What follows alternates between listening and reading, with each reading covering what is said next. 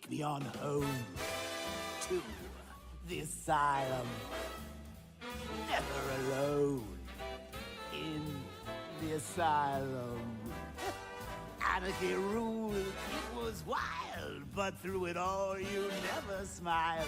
Joke's on you, I'm in your head, so look who's laughing now. Remember in Arkham City, I killed your girl, so pretty. That was the night you let me die. But when I looked you in the eye, that's when I knew we'd be together. Look who's laughing now. I'm stuck in your head and I'm laughing. Ah, I feel you with dread and I can't stop laughing. Your parents are dead and I can't stop laughing. What else can I do?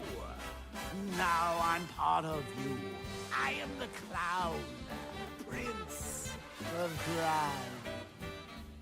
And we've had a hell of a time. You're part of me, I'm part of you. And now there's nothing left to do. I just can't wait till I'm in control. Who'll be laughing then? I drove you round the bend and I'm laughing. I'm with you till the end and I can't stop laughing. I killed all your friends and I can't stop laughing.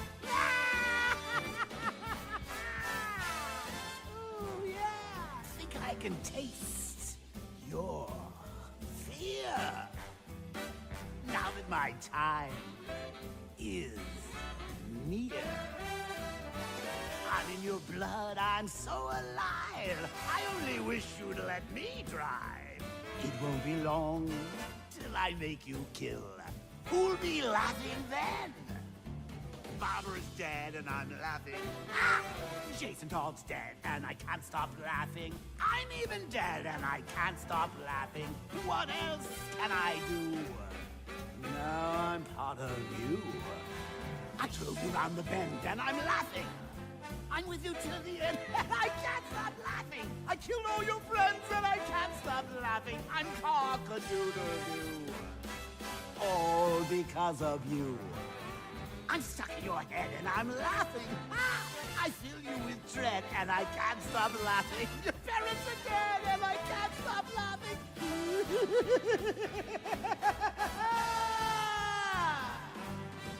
I'm stuck in your head and I'm laughing. I filled you with dread and I can't stop laughing. Your parents are dead and I can't stop laughing. What else can I do? Now I'm part of you.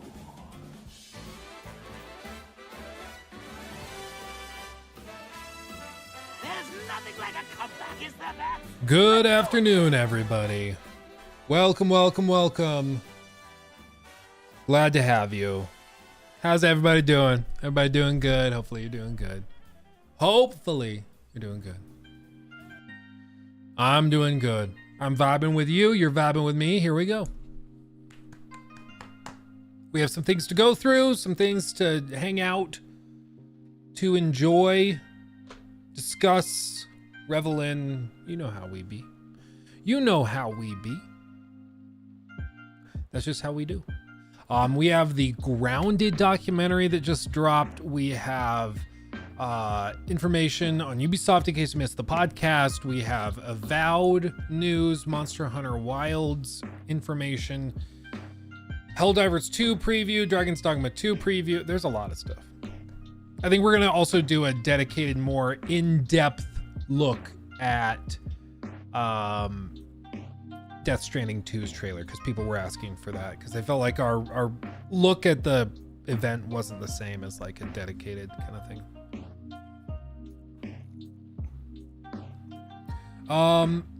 Anyway, how are you guys? Watched Grounded 2, was it good? I'm playing the fun game Suicide while listening to you, bro. Good. Have fun, Treble. Have fun. Yeah, Judas also, that's a thing. Oh yeah, Carl Weathers just passed away. They just announced this. Rocky, Probably know him from Rocky, or if you've seen The Mandalorian recently, Predator, all sorts of stuff. He's been around forever, working very, very hard, and he just passed away, which is crazy. Yeah, the legend. The legend. Oh, he was also in Arrested Development. He was hilarious in that. He did everything, dude. He did everything. It was great.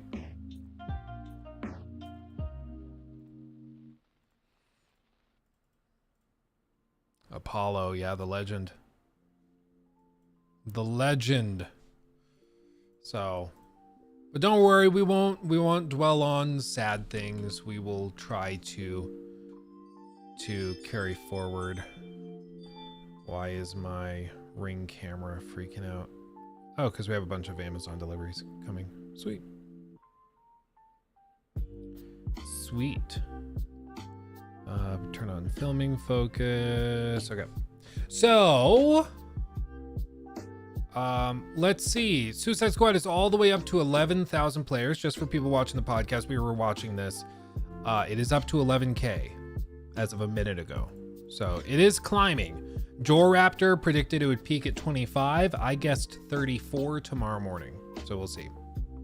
That's what we're watching. Okay.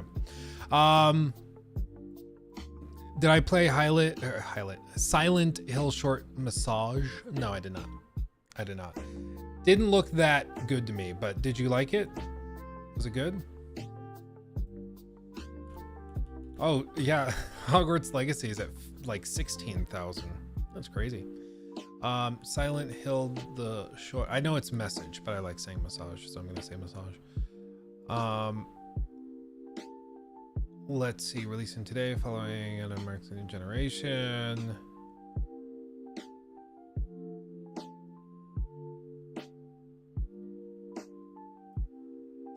I don't know. Has anybody done any like reviews or anything on it? It can't be very long. Yeah, the full playthrough is an hour and 20 minutes long.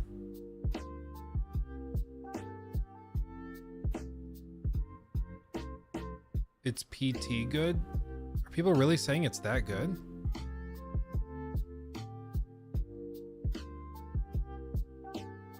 I don't know. In the trailer, it looked like it was just a motion sickness simulator. Like the FOV was crazy low.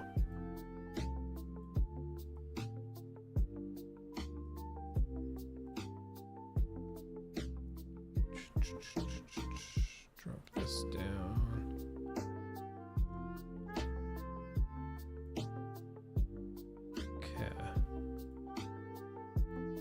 Works.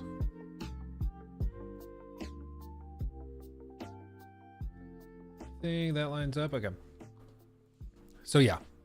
I don't know. I haven't played it. I don't know if it's worth playing or checking out. I'm not sure. But let me know if it's something I should go and check out. Are you going to watch the Grounded 2 documentary? I'd like to try to, but I'm scared it's going to copyright strike everything. I don't know if it's... I'm going to watch it. Whether we watch it on stream or separately, I don't know. I do feel a little weird. I don't know. Let me know what you think. Is it something to watch on stream? I know other streamers probably would, but it's like 2 hours long. So it's probably going to take us, with me pausing and reacting, it probably takes like 3 hours to get through. Is that fair game, or is it something that I watch on my own and then like we talk about it Monday? I don't know. It was good. Was it good? I mean, that's good. I don't know. Is it free? Yeah, it is free. Super chat. Thank you. Also, Charlie is going to play it. It should play it. Play it. YouTube. And I'll just read it anyways. Charlie, thank you for the 5. Do you reckon someone is sitting on an Anthem style bombshell article behind the scenes of Suicide Squad? There has to be a story there, surely. I mean, I mentioned it in the podcast. I have had 2 people that I've confirmed worked on Suicide Squad reach out to me, and they said that all my speculations, they were kind of coy, but they said, both of them, that my speculations about the development of the game were correct. That it was pretty troubled. They did a lot of work restarting stuff, going back and forth, and that there were multiple iterations of the shop store and how they were going to monetize it that they redid a couple of times, which to me suggested they were saying that the speculation that the loot box thing that comes in at the end of missions, I took that as confirmation that that was at one time a loot box you could buy. So yeah, you're always right, Luke. I know, right? It's crazy. It's crazy. You want to know? I guess we can touch on this real quick. I think I bookmarked it. Yeah, this whole thing was weird. So I posted this out, I guess, new segment, Jacob. I posted this out, and then we'll get into the other stuff. I don't want to talk about Suicide Squad all day. I'm just not that interested. And thank you again, Charlie, for the super chat. Steppenlot is the ass of Bo, is this guy's name. I don't know if that's a reference to something, but he said this in response to a tweet I put out. It was just a screen cap of the post I made saying that people at the time were reporting that Suicide Squad was only 7 to 9 hours. Some people who played it on easy were getting through it in like 7 to 9 hours. Normal difficulty is like 9 to 10. Hard is probably 10 to 11. That's where most people have landed, it seems. Of course, if you do side content, you might add an hour or two, but that's pretty much where it was landing. And so it ended up being probably on average 9 for most people. That being said, that ended up being accurate. People were reporting this, like actual journalists who were playing the game overnight, and that's where they were landing with it. In response, this guy says, look at this poll. The game isn't even out yet, but 33,000 people on one YouTuber's poll say an unreleased game is the worst out of the 2 other dumpster fire games. I'm supposed to believe they all bought the deluxe edition and hated it? This speaks to a problem for me. For one, why am I supposed to defend another YouTuber's poll? Like, I don't understand that. Why is that on me? I didn't post this poll because I don't think it's fair to ask a question of a game that's not been fully reviewed and everything yet. But it does speak to public perception that people feel like, yeah, Gotham Knights wasn't great, but at least it was like a single player game that was priced moderately fairly for some people, and you know, they could respect that. Suicide Squad, huge PR problem. Yeah, the perception is that this is worse. Is it factually worse? I don't know. Maybe, probably. But like, what are you talking about? I would actually say I think Avengers story is probably better than Suicide Squad, but the production value on Suicide Squad is way better. He goes on, I watch your channel and enjoy it, but I've been getting burnt on your year-long campaign shitting on the game. It's this type of unrelenting focus on a game that's barely been touched by YouTubers that leads to 33,000 people to say it's horrible when they haven't even played it. I mean, I've been reporting on red flags, and I will stand by everything that we've talked about. And guess what? Everything we talked about ended up being a very valid concern, which is why the game has been received so overwhelmingly poorly. And the thing is, like, with most of these games where there's smoke, there's fire. And like, all I do with these critical look videos is we look at the smoke and go, look, there's probably a fire over there because there's all this smoke. Sometimes there's smoke and it ends up, there's no fire. It was just like the shadow on a cloud or something. But almost always when there's smoke, there is fire. And in the case of Suicide Squad, there was a whole hell of a lot of smoke. And so we talked about it. Shocker. I'll be honest, I even bought into the narrative and then I played it. And is it what I wanted? No. Is it the unfathomable or unforgivable abomination you reviewed it as? No way. I don't know. I don't know if it's unforgivable abomination. I said that it was vapid, repetitive, and gross. And I will, and I did in that video, defend every single one of those points. I think it is vapid, repetitive, and gross. That's what I said. And I would challenge anyone to question me on that because I think I can back it up. Then he goes like, there's 33,000 people, and it's just constantly like upset about the narrative and upset about 33,000 people voting on some other YouTuber's poll. I don't know. Ask those 33,000 people why they have a negative opinion of it. Is it because the game is bad and they've heard people report on the game being bad, and so they then say it's bad? Probably. Does that mean we shouldn't say it's bad when it's bad? I wouldn't say so. Like, what do you want? What are you asking for? To not report on games with red flags all over them, to pretend like every game is going to be awesome until it releases, until Warner Brothers withholds reviews and screws people over? How does that make any sense? How does that make any sense? It doesn't. It doesn't. Like, you're asking me to put a muzzle on and to not discuss problematic games or games that have problems or concerning things surrounding them, because then the game might end up being better. It's like, yeah, if the game ends up being better than I thought, guess what? I get to make that video where I'm like, it's actually really good. That's what I did with Hogwarts Legacy. I was like, hey, there are some weird things with this game. The last game these guys made was Cars 3 Driven to Win. Like, they haven't done anything close to this game in terms of scale or ambition before. And typically when studios try something way bigger than what they've done before, there are some growing pains with that. So let's be cautiously optimistic, but let's be skeptical and not buy into all of the hype. And the game ended up being pretty damn good. It did have some growing pains with it, some technical issues and stuff, but it ended up being really, really good. And I was glad I got to make the video being like, hey, this is one of those exceptional games where it didn't suffer from those same problems. It ended up being really, really good. So, you know, we talk about these things critically, and when there's a problem that ends up being real, we then discuss that. I'm sorry that 33,000 people on some other YouTuber's poll don't like the game or think that it's bad. That's not my problem. It's probably because the game is actually pretty bad. It's actually pretty bad, you know? Like, what are we doing? So I appreciate you watching, Steppenblatt. I appreciate you doing all that, but I don't understand the point. I understand you're frustrated, but yeah, I'm out of words. So let's shift forward. Okay.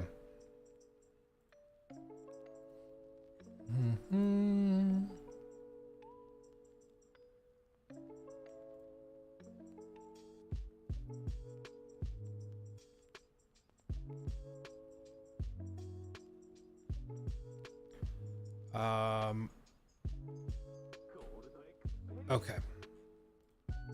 Let's do this next. People have been asking for like a dedicated look at Death Stranding 2 and that trailer. So let's do that.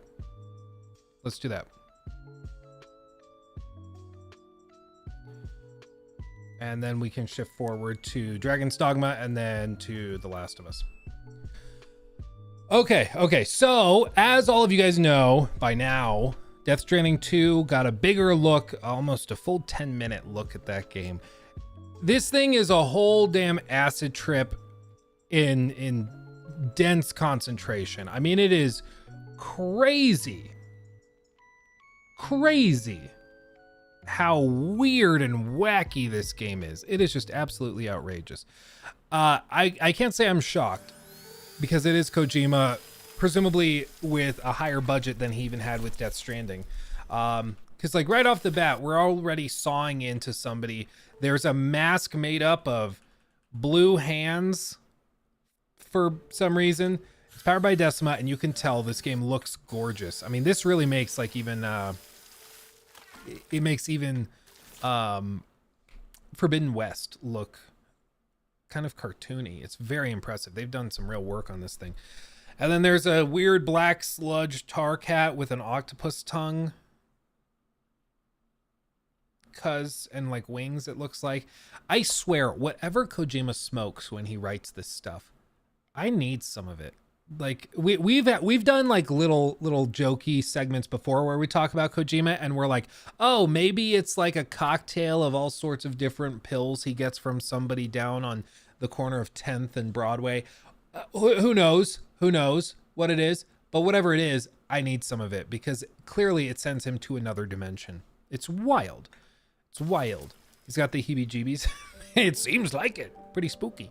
Like, this is cool. It seems like the cinematography has also gotten an upgrade, which I can appreciate. They were using that weird bottle which sprays down instead of straight out, which I never understood. Can anybody explain to me why that's a thing? Why is that a thing? Why not just use a bottle with like a regular tip that you turn upside down to spray? Why does it have to do the angle thing? How does that work? Why is that more effective? Then she gasps because there's like pricks and octopus things. When I saw this, I was like, oh no, the cat licked him. But maybe that's not what it is. And then this has to be a phobia for somebody. I don't know what that is, but it's like a weird inky thing. You guys made me ink. Use it when tattooing? Yeah, but like why? Why not just a regular bottle? It's more precise? How is it more precise than just like doing that?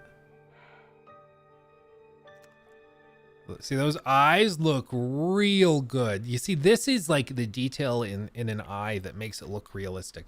There's not just like the micro veins and stuff in the eye that make it look really, really realistic, but there's also the moisture of the eye creasing over the skin because of like the surface tension of the tear or water, whatever, in the eye that kind of clips along. Those little details make a whole hell of a lot of difference with our like little monkey brains processing whether something looks real or not.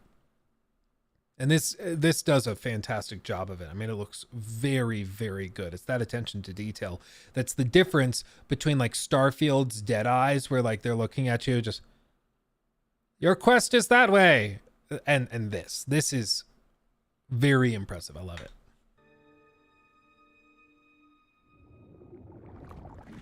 And then a baby that pukes a spaceship. Because... Why not, right? Cuz. Is that Elle Fanning? No, this is, I forget her name. What is her name? Our mobile base of operations. It's something cool. It's like I'll help you get your bearings. This is the ship's armory. Oh, somebody help You can me. check your What is her weapons and name? put them through their paces. Leia Sadu. Yes. I was like, These it's rooms over S here belong something. to I other don't know. members of the crew. They're pretty much the same as yours. And the shower's down at the end. Joe Rogan acid trip on This is mushrooms. one hell of a Thank you, Thin Blue. This looks like a Joe Rogan acid trip on shrooms. Kinda. Or like a Boogie 2988 acid trip. It definitely is But we do have a generous trippy patron as hell. access to Trippy as plenty hell. of capital. Yeah, this is one thing I think, yeah, Elle Fanning is in this, but this isn't Elle Fanning. Right? That's the thing. So I think that's the distinction. When I heard this, I thought this was co-op confirmed. These rooms over here belong to other members of the crew. They're pretty much the same as yours. Pretty much the same as yours. Other members of the crew in a centralized like base. Maybe. I don't know. So I think that there might just be co-op. I think so. Why are they blue? If you play Death Stranding at the end, I think there's a narrative reason for this, but I will not spoil it in case you have not played that. But there's a narrative reason for it. And the shower's down at the end. The blue is called Light. This is one hell of a ship you got here. Courtesy of the UCA, I'm guessing. No. As I told you, Drawbridge is a civilian outfit. But we do have a generous patron with access to plenty of capital and tech. Sounds like a UCA big shot. Don't ask me. We've never met face to face. I swear, this is the only reason these things are on her. It's because Kojima was like, I really want to do like cool hand signals and stuff, but I can't have them use their actual hands. Everyone would see that coming. So what if I gave her extra hands? Why?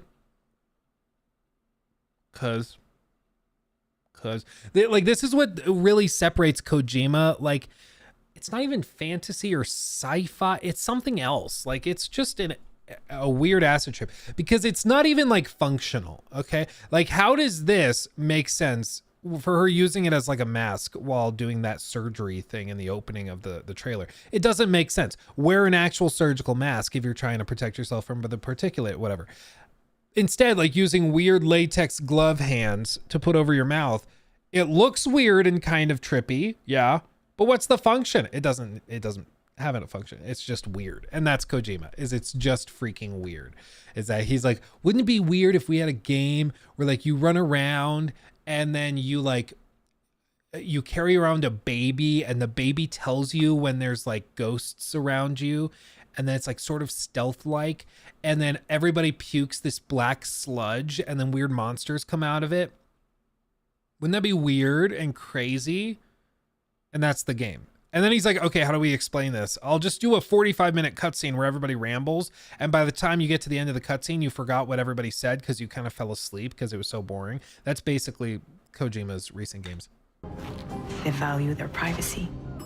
Seriously? No better than to believe that bullshit. I also find his line delivery still so funny. It's just... You can barely Cut off understand from one it. another. We want you to help us bring the world together. This is also another crazy thing. Sam, would you mind if I joined you? Humor him. His knowledge and experience will probably come in handy down the road. Yes. Really, Sam? Straight up Mimir. Your buttocks? What about shotgun? I prefer the driver's seat. I also like that being placed near his genitals is deemed the driver's seat, which I just think is funny. And I'm saying that all of this as somebody that, as you guys know, finds Death Stranding strangely relaxing. I actually kind of enjoy it. On like rainy days where I'm just looking for something to vibe to, this is a solid choice. Like, I personally find it relaxing to just grab a bunch of deliveries and run around the map trying to make them. I find it relaxing. I understand some people find it remarkably boring, and I think I find it relaxing because it is kind of boring. Like, it's a game that you can play with Family Guy pulled up or just with your brain shut off, vibing out. That's where this excels, in my view. As always, you'll be the one leading the way to expand the network. Extremely varied in environments. What's your role in all this? You're the commander, huh? Lighting top That's notch. right.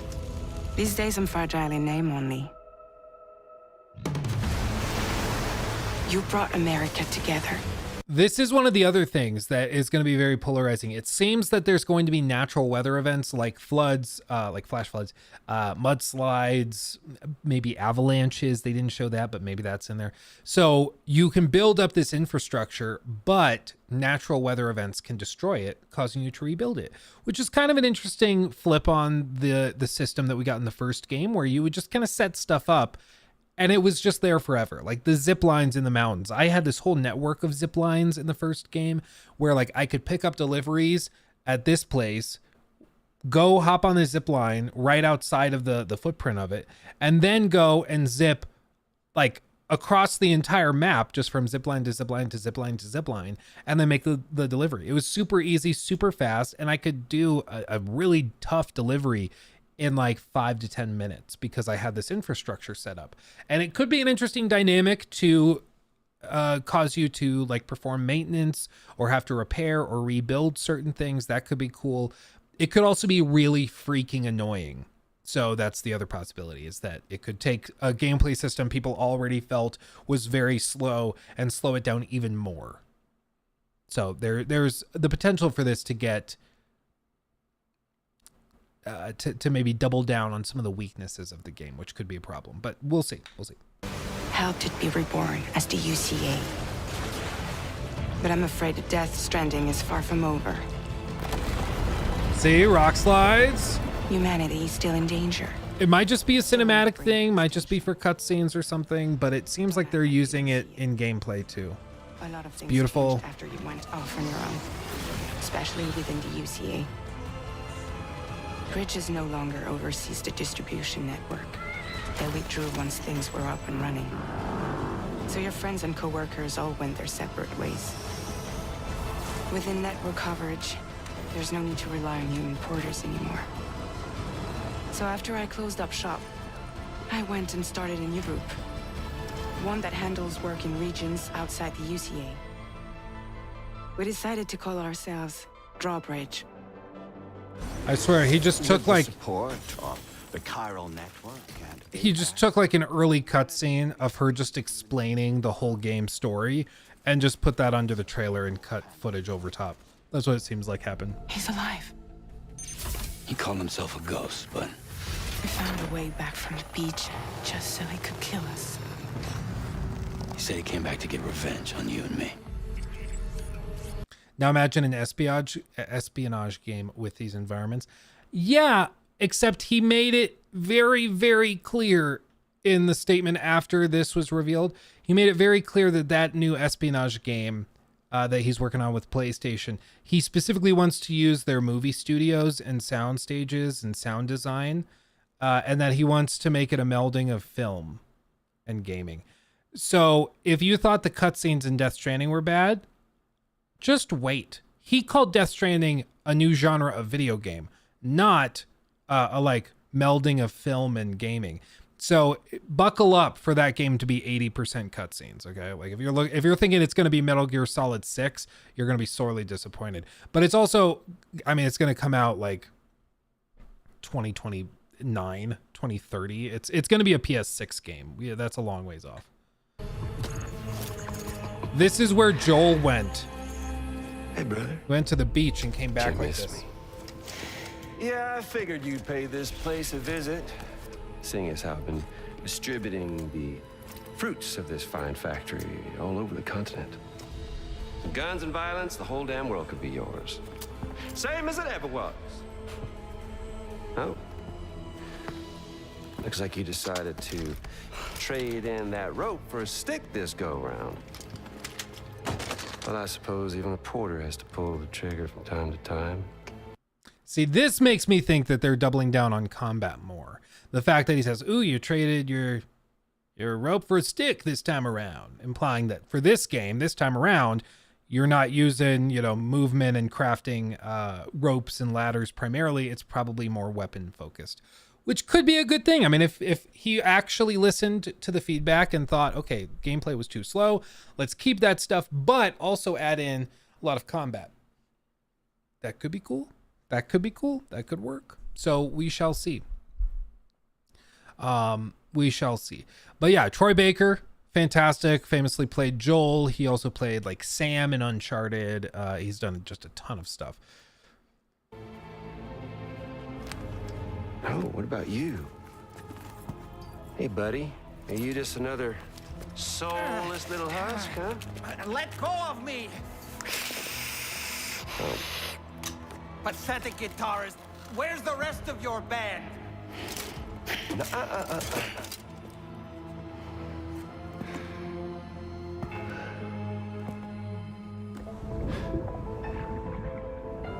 Well, ain't that something?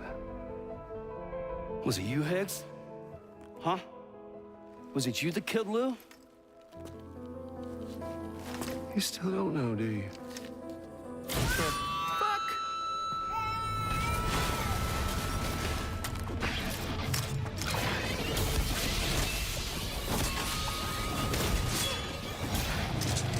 Now I know what you're wondering. What the hell is happening? I don't know. No one does. It looks cool though.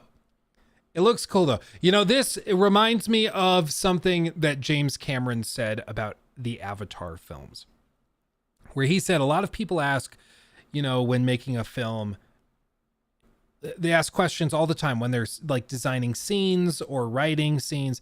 And they say, if this scene doesn't serve a narrative purpose, maybe we just cut it. We don't need it. But James Cameron takes a different approach. And he says, sometimes scenes that are just cool to look at are worth having. Sometimes that is all you need. Sometimes having a guy slide around and fight you with an electric guitar that shoots actual electricity out, sometimes that's enough. It doesn't really need to make that much sense. It's still entertaining and crazy. This is like towing a line where I think there's the potential for it to look stupid because like he's literally fighting with a guitar when he could use like a gun or a sword or something. But if it actually is choreographed this well all the way through, it could actually be really, really cool. And it seems like he's actually gotten partners to help him with it that really know their stuff. And it's like full on anime, like action porn for people. So it's going to be interesting to see how it plays out. For sure. And then he's like cooking, and then there's the baby touching his face because babies About everything. are cute. Don't forget, coming on this expedition was meant to help you find the strength to carry on. And you have. We all know you've got this. Now it's time to finish the journey, Sam.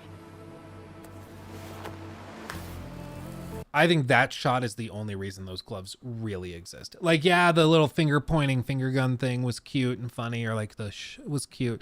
But no, to be able to light a cigarette like that, that's all Please you need. understand, Sam. That's all you need.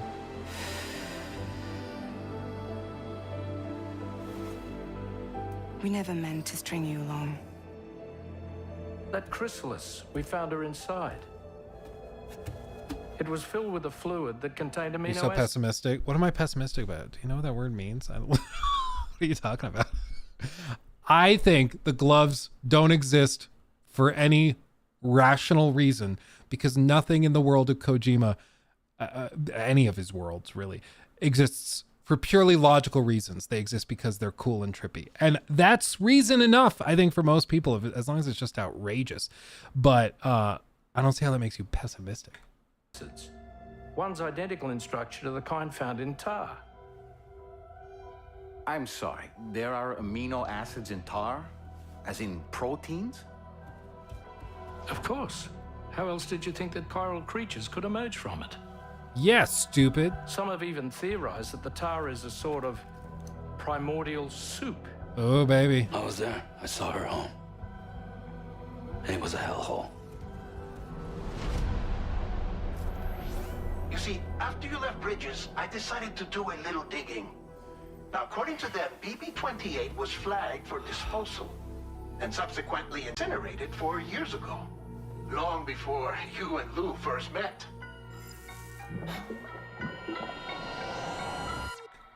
Nah. Lou's coming back.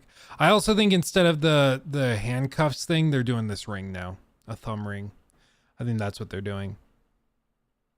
Which makes sense. I mean, the handcuff thing was a little... It was just kind of weird. But there is one fatal flaw throughout this whole trailer that I've seen barely anybody mention. And to me, it's a huge deal. I mean, I don't know how nobody's bringing it up, because it's like... I don't know if the game is like, if it makes sense without it. There's like no Monster Energy drinks in this trailer at all. Like none. Like I don't think there's a single one. And like at this point, what, like, why play? Like that's what kept the first game going. There's like nothing. Yeah, there's none in the director's cut either. It seems like he had like a change of heart.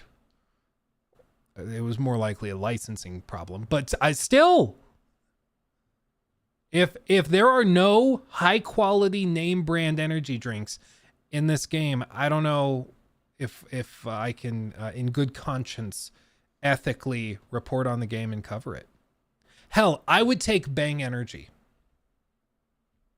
I could work with that. I could take a flavored Red Bull. That would be better than Monster Energy, but let's be real, we're not going to get that.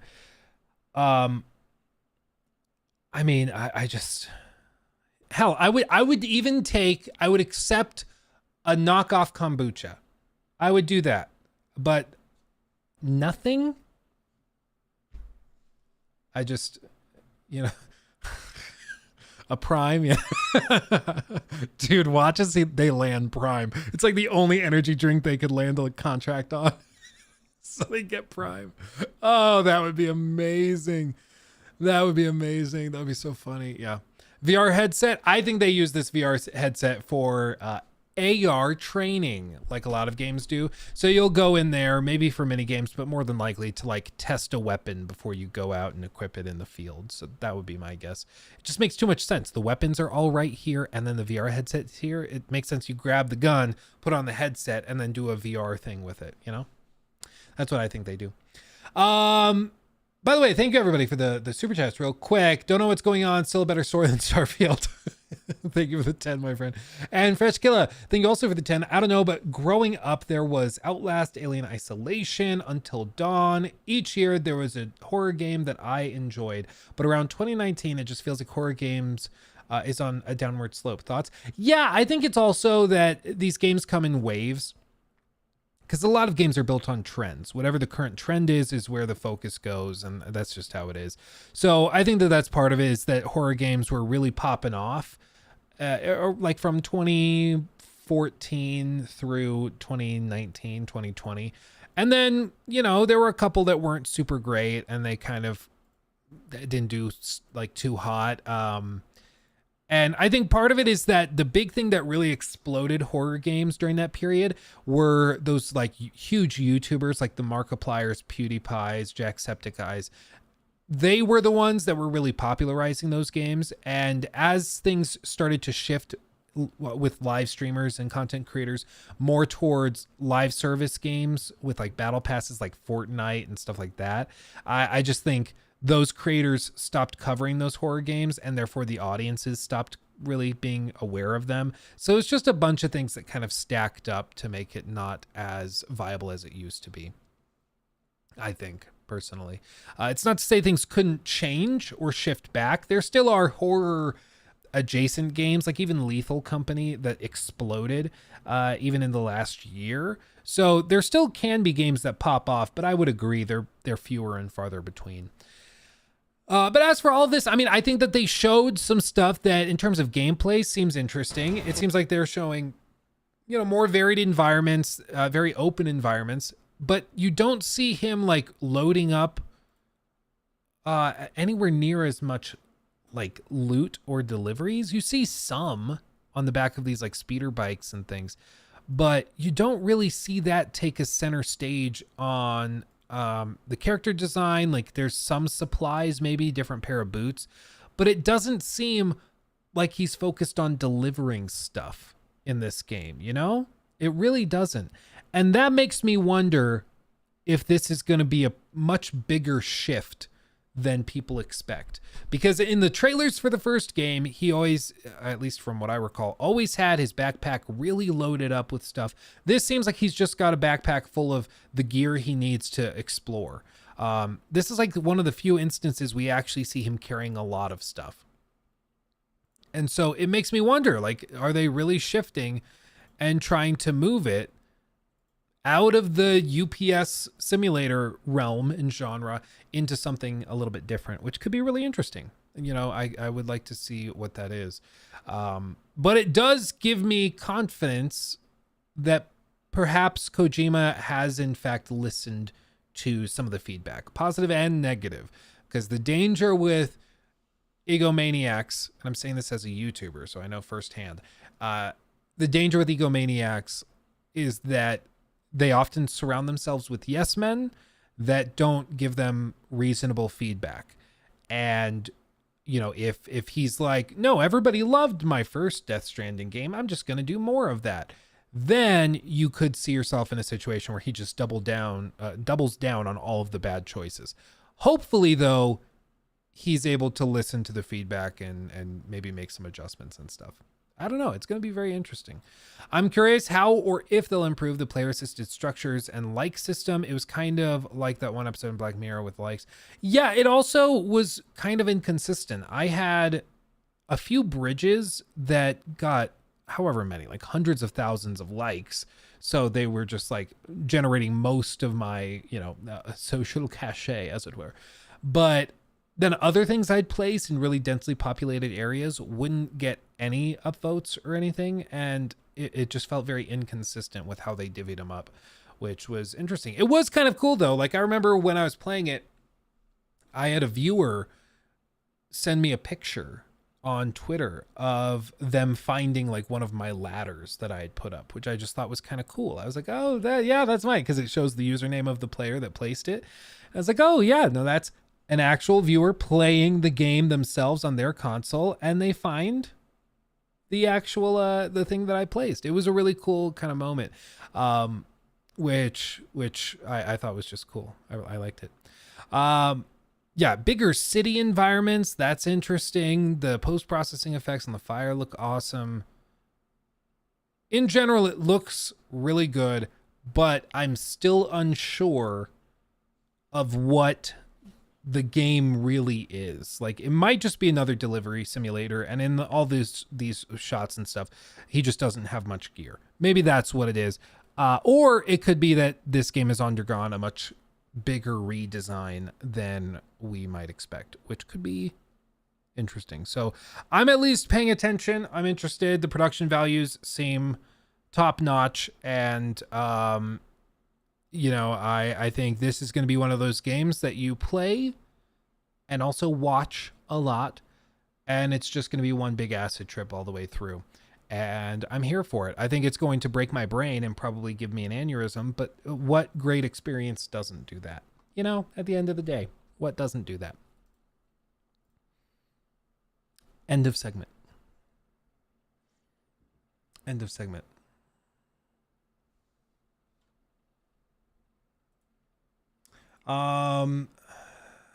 Sorry, we can't spam the chat. I don't know who that is or what that is, but we can't spam the chat, my friend. Let's see. Death Stranding 1 UPS simulator, Amazon. Dude, it just turns out it's an Amazon simulator. It's like, yeah, and then these are your Timefall delivery centers and distribution centers. And so you go in here and you hire robot employees, and then you can choose with, like, you press X to give them health care, square no health care, triangle to give them bathroom breaks, and circle to give them no bathroom breaks. And then you just go through, and yeah, that could be fun. That could be cool. That could be really cool. It's a new genre of game. That's pretty funny. Yeah, here's your crying pot. Yeah, see that? You know what? That might be it. That might be it. We just figured it out. We just figured it out. We solved all of gaming. Okay. Let's shift forward. I don't know what the hell Bloober team is doing with Silent Hill 2. I don't know. I think it looks like a typical Bloober team game. Like, it's a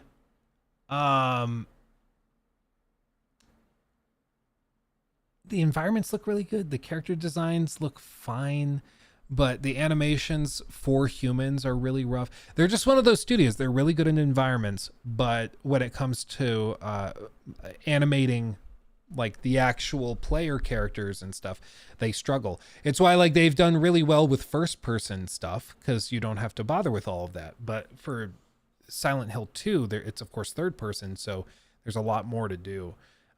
Which is one thing, like, I don't think people really think of this, but when you do a game third person versus first person, there's a lot more to do. You have to animate every movement of the player character. You have to do all this crazy stuff to make sure that looks extremely fluid and natural, because it's always at the center of your field of view, at the center of your vision. It can be a lot more difficult to make that third person work compared to first person, especially if expectations are high, you know. But okay, let's see this. This is Dragon's Dogma 2, everything we know after 10 hours of play, from IGN. So they're going to give a deep dive on it. We're going to look at this. We probably won't get through the whole thing, but I do want to hear their thoughts on it. And then we're going to delve into, I think, a couple of quick little things. Then we're going to get into The Last of Us grounded making of documentary, which is going to be interesting. So Dragon's Dogma 2, new segment, is something that I've been watching closely. I think that this game looks really cool. My stance is still that I think this game probably does okay at launch, but I think this is a game that looks better and better as time goes by. And sorry, my phone kind of dirty. I let one of my sons hold it. It's a great way to get it dirty. But I think that it's probably a game that starts a little slower, but after a few weeks, maybe even just days, but after a few weeks, I think we start to see a lot of like TikToks, YouTube shorts, YouTube videos and stuff on the game starting to get more and more traction. And I think this is a game that probably does even better as word of mouth carries it. I think that that's where this game is going to really pop off. Kind of like with Pal World, where like, yeah, Pal World came out and people like did some little reviews on it, but not many. It was word of mouth that really sold that game. People being like, dude, you got to try this. This is awesome. And co-op is part of it. And it was a cheaper game. That's part of it. So that's really beneficial for them. But I think that similar things are going to happen with Dragon's Dogma 2. That being said, a lot of people have been watching it just like me. And now IGN is offering 10 hours of gameplay informed opinions. So we'll see what they're going to say about it. Mitchell Saltzman here alongside Casey DeFreitas from all the way across the country. How you doing, Casey? I'm good. How are you? Happy to be here. I'm doing great too. And so I figure what we can do here is tie a little bow on our coverage of Dragon's Dogma 2. We did a gameplay reveal, we've done interviews, we've done a preview, but what we haven't really done is just done a conversation to talk about the 10 hours that we spent at Capcom in Japan playing Dragon's Dogma 2. So Casey, why don't you kick us off? Tell us a little bit about what we played. I always love when we have the opportunity to do this for previews where you basically start from the beginning of the game and then you can just play and see how far you get. I think it really gives you a better sense of what the gameplay loop is going to be like rather than playing like bits and pieces of the game like chosen for you, you know? And like 10 hours, it's a incredibly long time to be able to get a handle of what the game is. And for Dragon's Dogma 2, we didn't start immediately from the actual beginning, but maybe 10 or 15 minutes into the game. The story starts right off the bat. You have amnesia, you don't know who you are, but you are probably the Arisen because pawns listen to you and you're able to summon your main pawn at the Riftstone right off the bat. So that's kind of where we started. And then you need to go to the city of Vermund to prove you either are or are not the Arisen, but everyone keeps it on the down low. And right off the bat, you meet someone who becomes your kind of connection to the city. I think his name is Brant.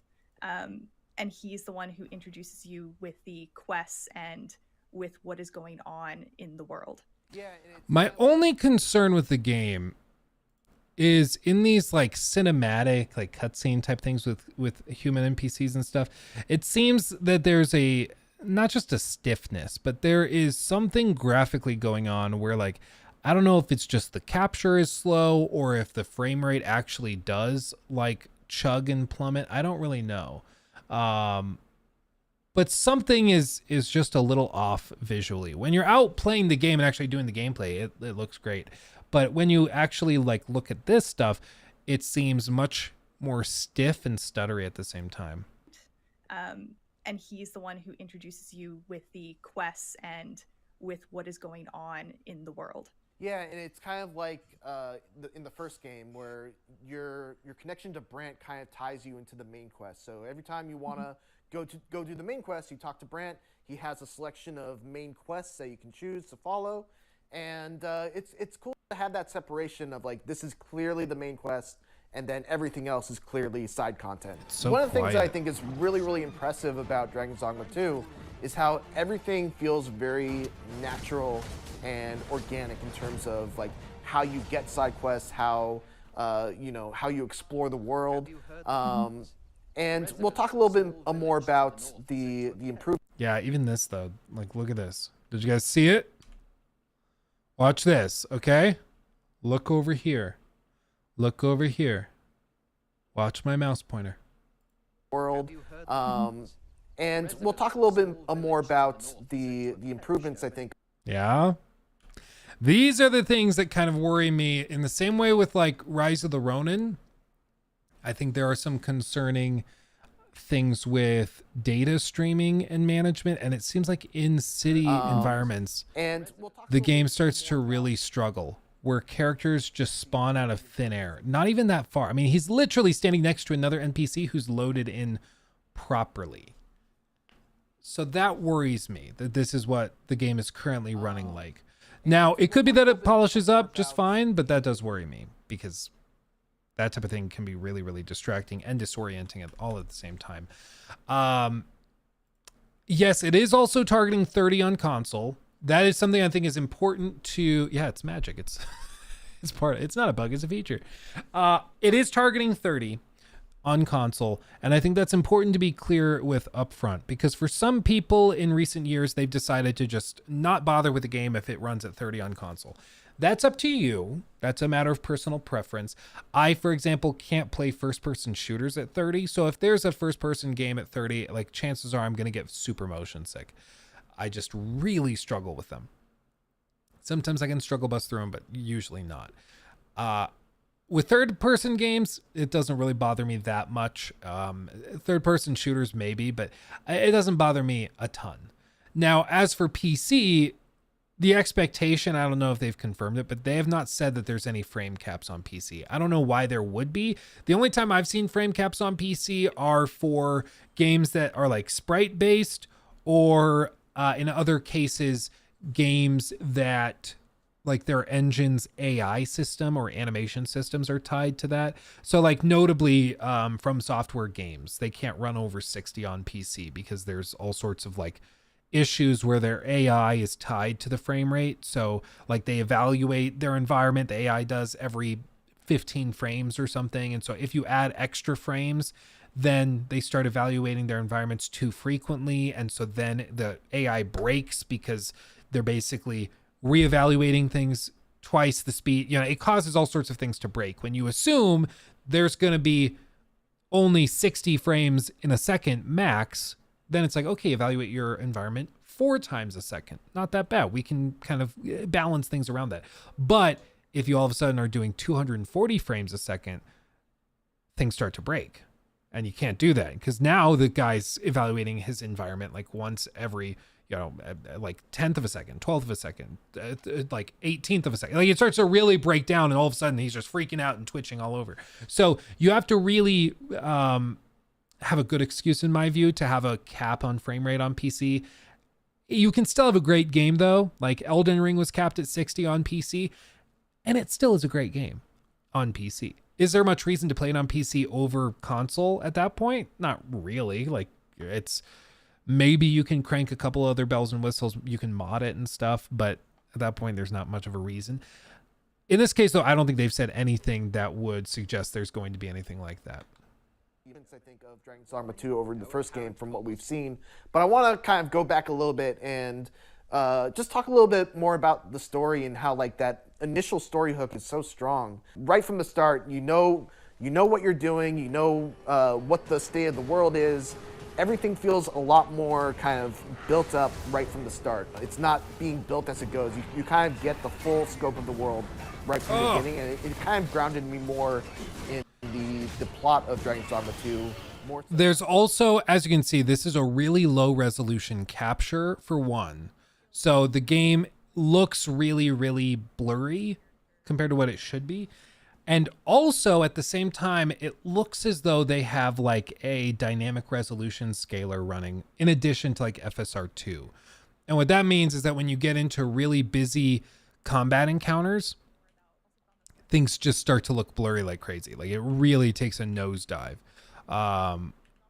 which is really, really unfortunate for console players. Because I mean, already 30 FPS for high intensity, high octane combat encounters is it's kind of on the low end, but to then have the frame rate or the resolution and frame rate potentially dip even further when things get crazy and when you need that clarity all the more, that could be a problem. That could be a real problem. So I think with a lot of this stuff, my biggest concern is performance, and seeing like the captures they have stuttering so much, that really concerns me. That on console, this might be a wee bit of a mess. The game could be great. That would be one way for this to just tank, is if it's just super broken on console and you can't really do much high intensity combat without frame dips. I really hope that's not the case, but I'm seeing a lot of stuff like that. Location system in this game, because we did experience that differently. Because I ended up playing as warrior, fighter, and sorcerer, and you spent the entirety of your time playing as a thief. And so because none of our coverage really covered the thief, I really wanted to dive into your thoughts on the thief as a class and what you thought about it. I really enjoyed the Thief. So in the original Dragon's Dogma, I played as a Strider, which allowed you to use both the bow and arrow and I wanted to say dual blades, but daggers, two daggers. And in Dragon's Dogma 2, they split that class into both the archer and the thief, because I think there was a quote that they said that class was a little bit too strong for a base starting class. There is another class, Mystic Spearhand, that you'll be able to unlock eventually that does have long range and close range capabilities, but I guess for a base class, they wanted to make it a little bit more basic.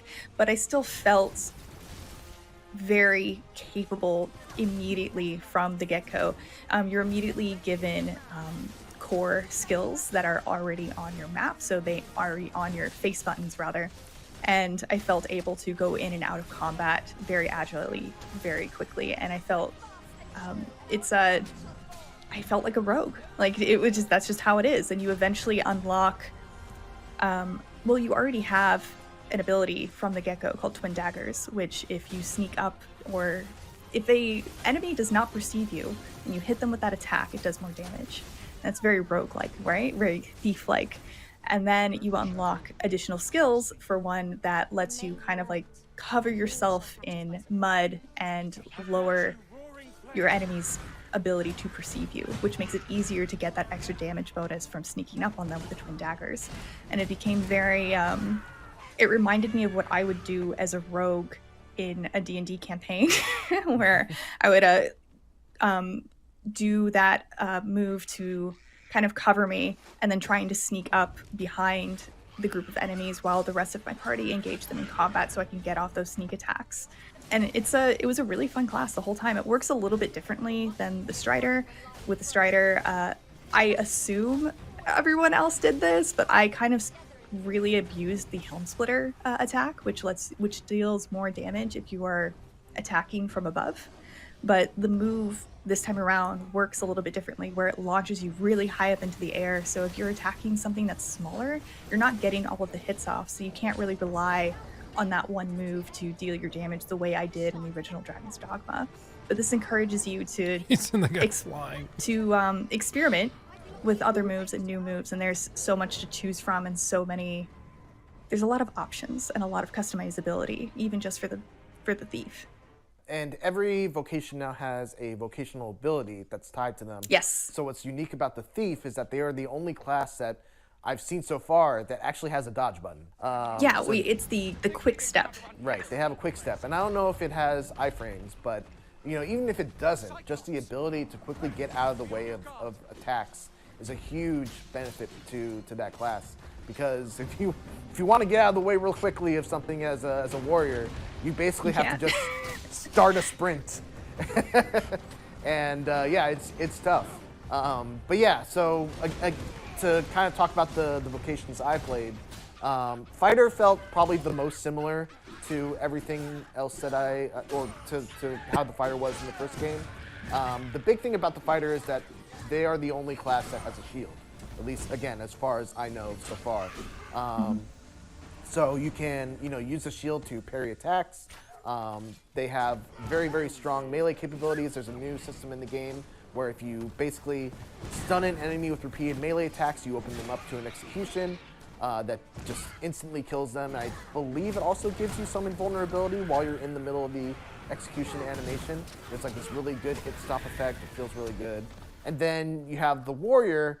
The Warrior was, I know, there was a lot of people talking about my Warrior gameplay and how it wasn't very good. For the record, that was very early game Warrior gameplay. I didn't have a lot of skills. There's some footage later on that hopefully I can cut in some B-roll of right now. But the big thing about the Warrior, to prove that I'm not that bad at this game.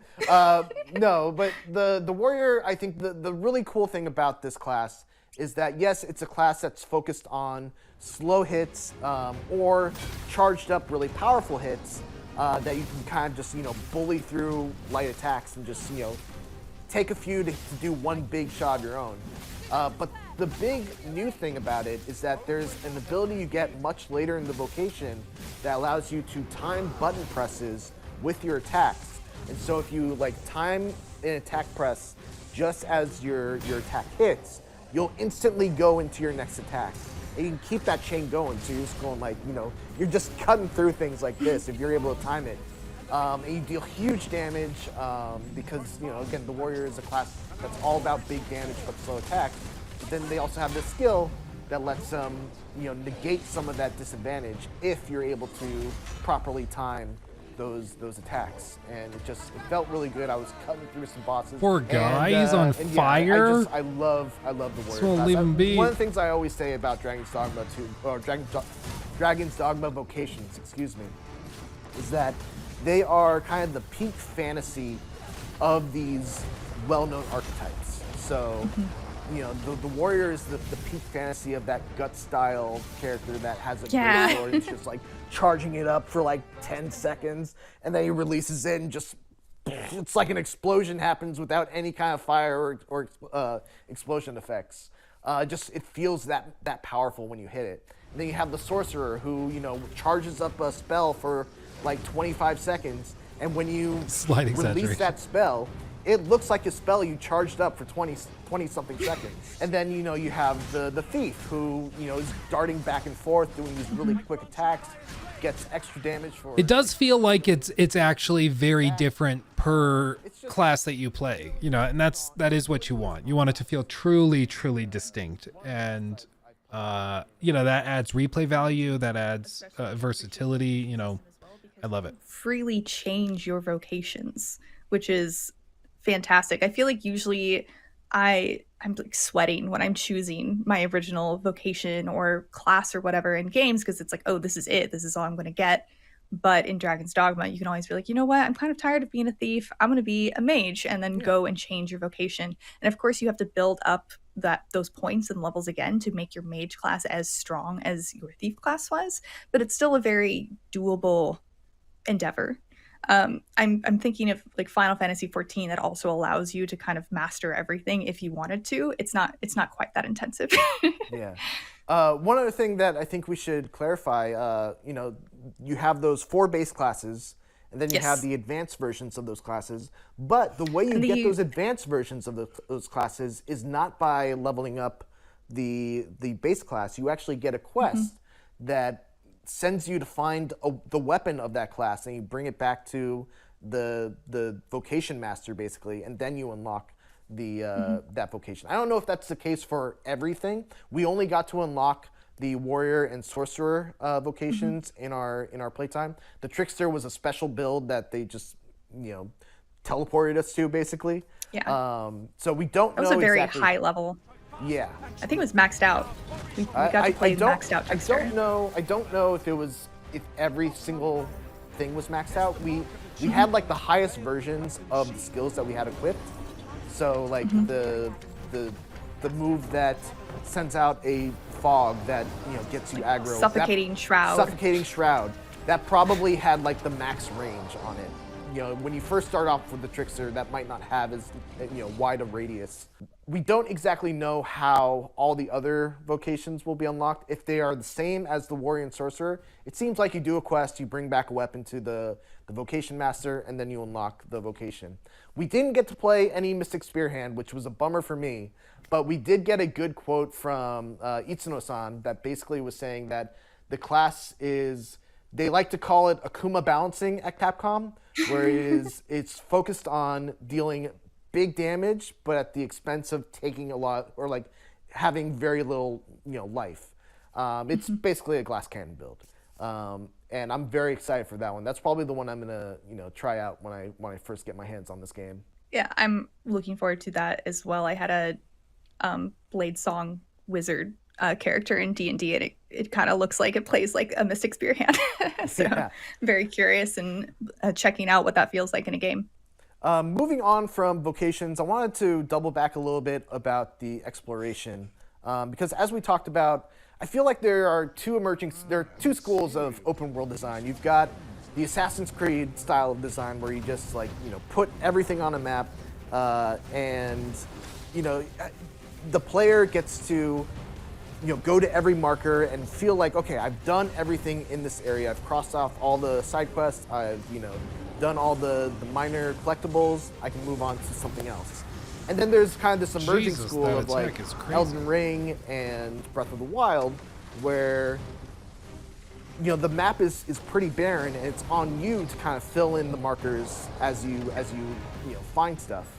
And Dragon's Dogma definitely goes more towards the new school of like Elden Ring and Breath of the Wild, but also it adds kind of its own little spin to it, because there's very limited fast travel in this game.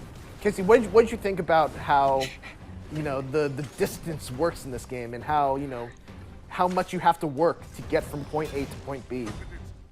I found it so interesting how much the developers emphasize the importance of distance in their game whenever they talk to us. I think their first introduction, they talked to us about how they want us to feel the difficulties of long distance relationships, or like getting to, like, do you want to go, I think one of the things they said, like, do you want to go to a restaurant that's closer to you is not as good, or do you want to spend the extra time or money getting to a place that's really good, and if that will be worth it to you.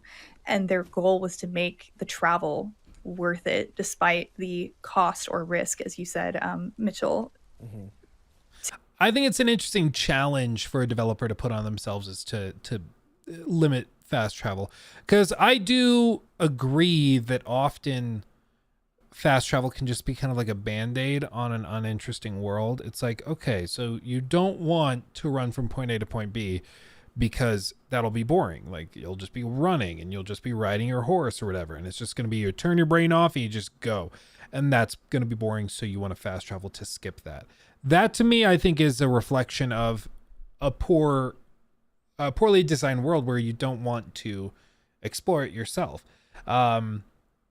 And traverse it yourself. I think if your world is truly interesting and beautiful and captivating in various ways, players, even if there is fast travel, should want to go and explore on foot freely. And I think that, Bethesda games are better when you don't let yourself fast travel. I think Assassin's Creed games are better when you don't let yourself fast travel.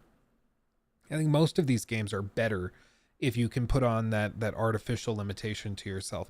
Now, sometimes they've designed the game assuming you're just going to fast travel back and forth, and there are some limitations. Like, of course, with The Witcher 3, you can't just run from White Orchard to Skellige. There is a load screen or two between those, so you are limited in that sense. But with a lot of these games, I think if you can push yourself to just explore for the sake of exploring, you'll find yourself having a really good time.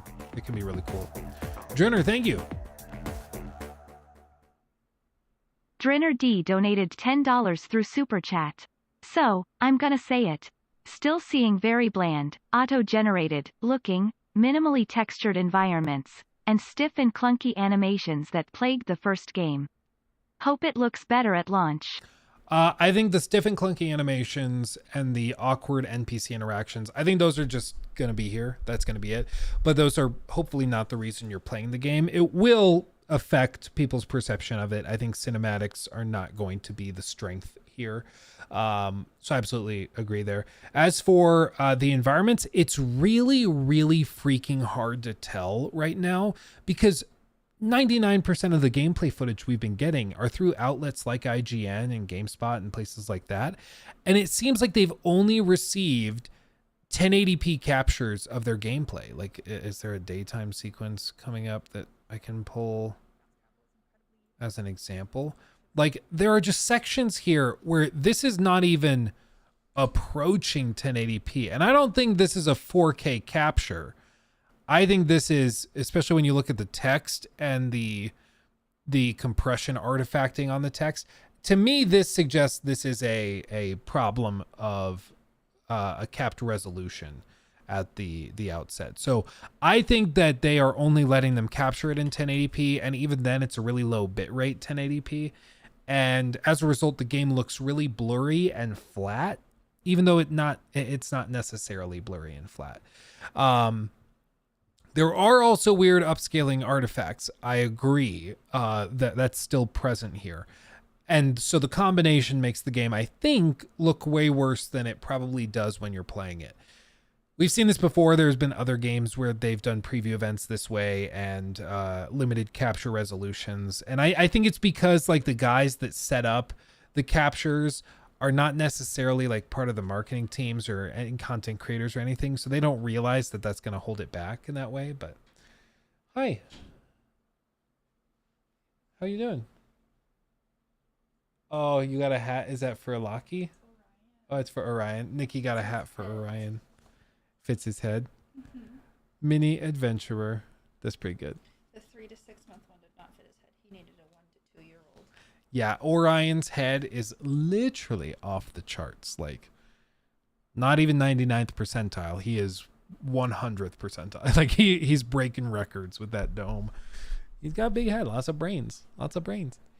How do boys? Boys good? Asleep? Good. Got some Auntie Anne's? Auntie Anne's? Oh, pretzel, yeah. You so jealous? I am very jealous. You guys don't even know.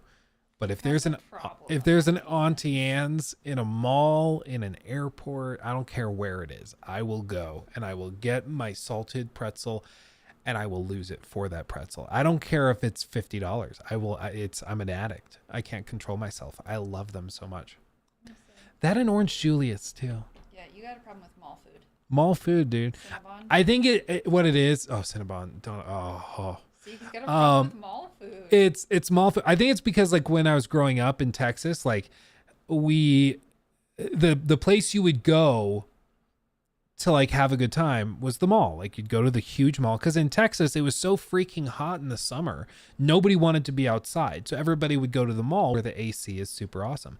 And so you just walk around the mall all day. And so in my like formative years, we like all the times I had the most fun and joy were when I was little and going to the mall. And so for me, like mall food and being at the mall to me just like gives me a flood of dopamine and makes me so chill and so happy. I love it. Even if I don't buy stuff there, I just like being there. It's weird. It's weird because as a concept, malls are kind of stupid, but I just, We went to the mall today specifically because it's dead and we can let the babies run around. Yeah.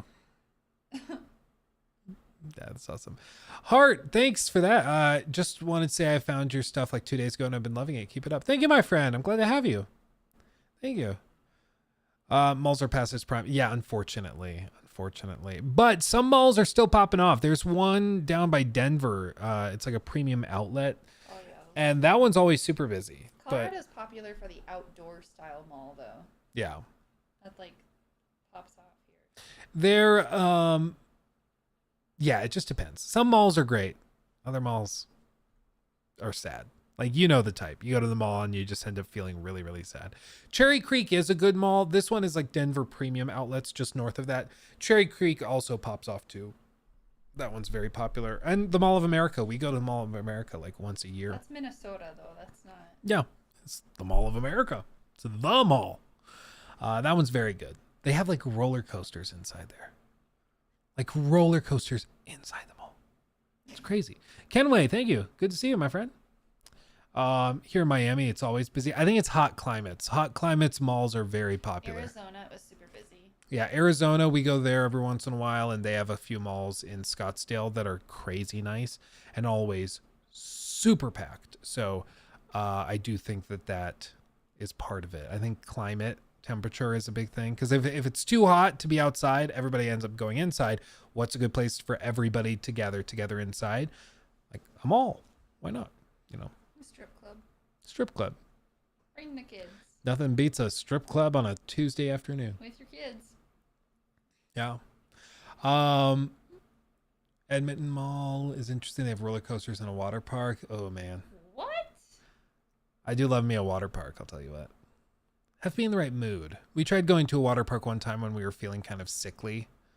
Like, that was dumb. Last year, that was bad. And it was like also kind of cold outside. So like, we were already kind of had the shivers and then also like go to a water park and it's windy and cold and wet and it just didn't work. It wasn't a good idea. It was bad. It was bad. Thank you, Crisco, for the 5. Appreciate you, my friend. Crisco donated $5 through Super Chat. Hey Luke, looking for my daily PAX update. Sorry to keep asking. Also, this isn't a game I would normally play, but it looks like it could be good. Yeah, I think it'll be fun. You can always try the first one, see what you think of it. It's a little older, but you can give it a taste there. As for PAX, still haven't heard anything on the team, so I am still waiting for that. Fingers crossed. Fingers crossed. I'm hoping that Ubisoft reaches out soon and maybe we have like a Star Wars event to go to. If they're actually targeting a May release, that'd be super cool. But yeah, no word as of right now on if the team got approval, unfortunately, but keep asking. Maybe we'll find out soon. I don't know. Maybe salad. That could be good. I can't do the pulled pork tonight. It needs 8 to 10 hours. Okay, that's fine. No, throw a fit. Live. I'm gonna Throw a fit. Oh, we don't get pulled pork today. I'm gonna throw a fit. I want a sandwich with pulled pork on it. Yeah. Yeah. No, it's I love me some barbecue too. Some barbecue pulled pork. Oh baby. Apparently it's a very white person thing. Yeah, it's like well, it's also like in African American communities, barbecue is huge. Yeah. But it's like specifically like I saw something on the generic pulled pork sandwich where somebody took a picture of it and it looked like a perfectly good pulled pork sandwich and it's like, probably think this looks good, don't you? I'm like, yes, it does. It looks delicious. It looks Yes. great. I don't know. They also do that with like Costco food. People are like, oh, Costco, it's white people food. I'm like, bro, Costco food is awesome. I don't care what anyone says. If that makes me like white like sour cream, yeah. Maybe. Oh, yeah, a nice mac and cheese with barbecue Like pulled it feels pork. like it's Oh, supposed to be a burn. oh, so good. So good. Now I'm hungry. Thanks, guys. Thanks, guys. Yeah, Publix sandwiches. I haven't had a Publix anything since we found out we were pregnant with Lockie. I didn't think there were Publix around here. No, in Florida. Oh, that's right. Yeah, yeah, Oh my gosh, that is how I figured out I was pregnant with Lockie. yeah. It's been a while. Whoa. Been a minute. Anyway, but yeah, if you're gonna make something, go for it. I'd appreciate that. I don't know. I'm flexible. You know, that you get 2 raw eggs. You know what? And just for that, you get 2 raw eggs. Oh, for that. I heard, you know what? You're just fat. I was like, oh. No. I was like, this is the wake up call I need. But no, that's good. Look at my pants though. Are they not the swooshy? I do like your swooshy pants. I want more. We I can wanna get live you in these more. pants. I can get you It more. feels like I'm not wearing pants. The best kind of pants. Yeah, I can get you more pants. Like that. They're like swooshy pants. Sweet, sweet, sweet, sweet, sweet. They're like Sophie. bell bottoms on steroids. Where are your feet? Who can say? Nobody knows. Nobody knows. I'm a black blob, so you can't see where I am. Yeah, you blend in. Yeah. That's fantastic. Let's see. And Bernardo, thank you for the super chat. Luke, I envy your life. Saw your adorable baby on the Suicide Squad stream, and you make a living reviewing video games, trade lives with me. Well, thank you, my friend. The only reason I get to do this for a living is because people like you watch and support and make it possible. So thank you, my friend. Thank you. Otherwise, it's just another dude talking to his computer on a Yeah. weekday. Otherwise, this is still weird. I'm talking to glass and silicon right now. And like, I do it with the understanding that people are out there listening and watching, but this whole thing is still kind of weird when you look at it objectively, you know. It's still kind of weird, this whole thing. But thank you, my friend. Thank you. Much love, my babe. See you, babe. Did you eat all of those pretzels, or are they in the fridge? No, they're in the fridge. Yeah, they're in the fridge. Okay. New segment, fit check. Yeah. So, yeah, all of this to say, I guess, to wrap up the Dragon's Dogma 2 thing, I think the game looks really promising. I do worry about some of that stuff with like pop in, the low resolution stuff worries me. Like if we look at the main trailers that they've put out, the official trailers and stuff, there's footage that looks way sharper and definitely looks way better than anything we've seen in those previews. Like this looks really cool, but I think it's because they're like actually capturing it at max resolution, high bit rates, and it looks way better. I just think whoever is managing their preview events, like they're screwing up the captures. And I'm not telling them this to be like mean. I'm saying if you want the game to look better to the mass media and the mass public, you gotta crank the fidelity on those captures, because it makes the whole game look super blurry, super like flat and poorly textured. And I see this and this looks way better. You know, I see this looks better. But the footage that I've seen in the preview events are all super flat and clunky. Maybe this is just running on a high-end PC and that's why it looks better.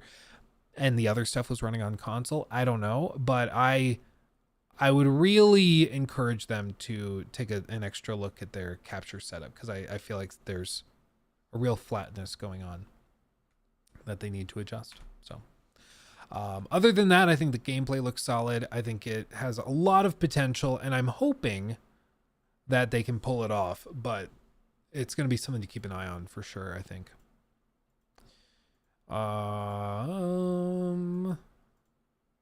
Okay, then let's touch on these three little things real quick, and then get into The Last of Us. We'll see if we can get through that. So we talked about this on the podcast a little bit, just in case you missed it. Inside Ubisoft, from Insider Gaming, he is reporting, this is from Tom Henderson, tons of accurate reporting and leaks and stuff. He has those connections for sure. But he reported all of this, and there's a bunch of information in here. Apparently there are a lot of people that are very, very worried. Ubisoft, the 6th largest video game company by employees, is at a crossroads. Internally, morale is at an all-time low, and employees fear that the publisher could be next to see a major restructuring, inevitably resulting in a higher number of people losing their jobs. A lack of job security is the current feeling felt across the industry, but as Ubisoft leadership continues its never-ending ambition to pursue trends, it usually resulting in wasted resources or lackluster results, it won't be them shown the door if the company needs to reduce costs. Absolutely, and this has been the age-old problem for Ubisoft for sure. We shall see if they land with layoffs soon, but they have a couple big games that we're going to talk about in just a second that I think is they could potentially really help them out. So let's see. At one point in late 21 to early 22, Ubisoft had around a dozen battle royale games in development. Many of these projects ultimately failed to captivate players during playtesting and were canceled. A dozen.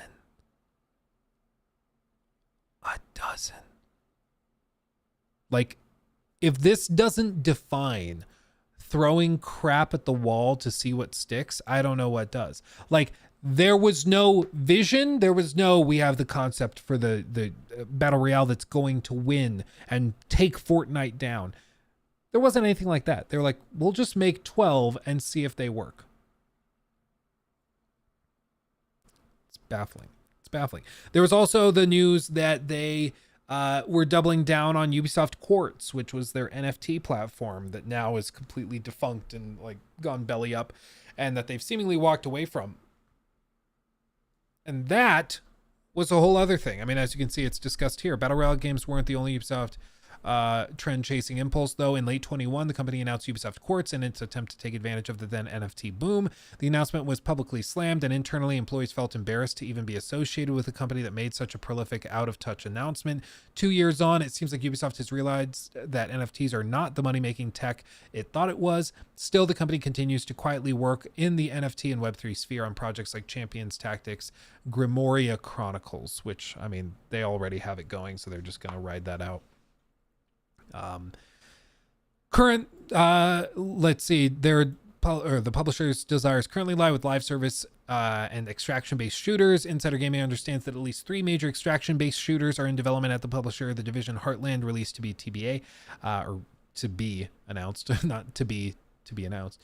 Far Cry's Project Maverick with a tentative release date of 25 and a new IP set in World War II that is forecasted to be released between 2026 and 27. Whether or not all these games will be released remains to be seen, but for those working on the projects, it's feared that once again the boat may have sailed by the time they are released. It's just the tale with Ubisoft recently is that they've just lost touch with the creative force that they used to be. They used to really be good at coming out with quality projects. I know it's crazy, but there was a period of time back in like the late 2000s, early 2010s, where their releases were pretty consistently in the running for Game of the Year. And that wasn't like a controversial thing to say. It wasn't like, you know, now when I bring up the fact that like Assassin's Creed Odyssey was nominated for Game of the Year, people are like, yeah, but it shouldn't have been though. That's cringe.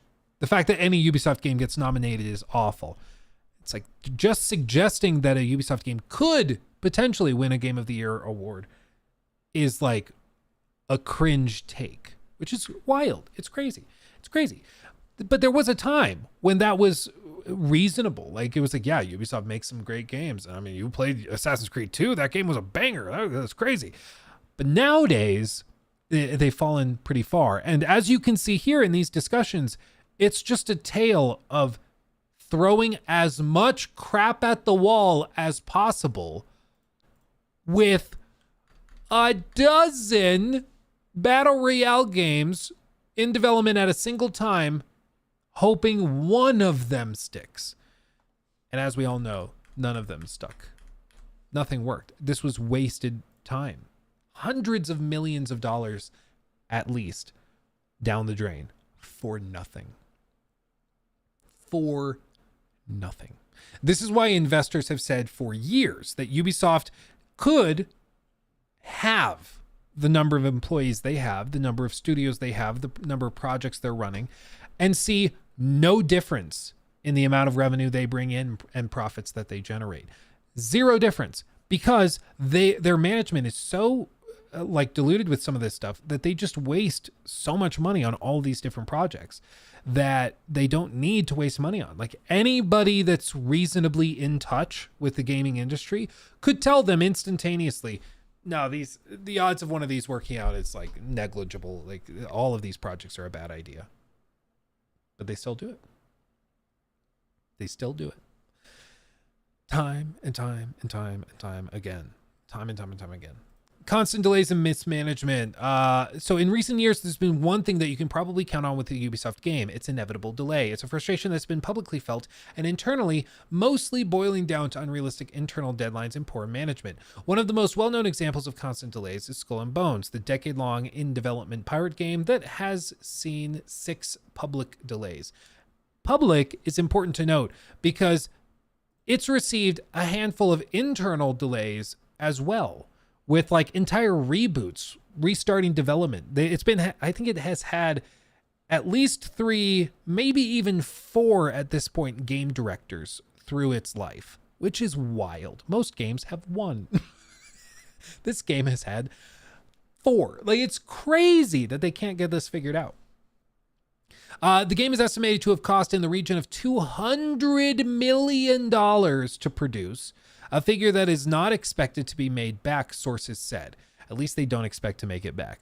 For the most part, delays stemmed from a plague of power-hungry managers trying to elevate their careers. The constant changes in vision created a rotten atmosphere, with some developers confused as to what they were meant to be doing on a day-to-day basis. And you can see the remnants of that. You absolutely can. Some days, quote, I would just be sat there watching YouTube videos, said one former employee who worked on the project, because they had nothing else to do. No direction, no clear vision. Nothing, just wasted time. And like, he's admitting he would just sit there, watch YouTube videos while on the clock, getting paid. And this is how these games waste so much money, with poor managers. A poor manager that's not able to properly outline what needs to happen and what the goals are and what type of game they're making, it just ends up wasting money in wasted time and wasted resources. Absolutely. They were watching Luke. I do know I have a lot of people that watch my videos. I would not blame, honestly, people.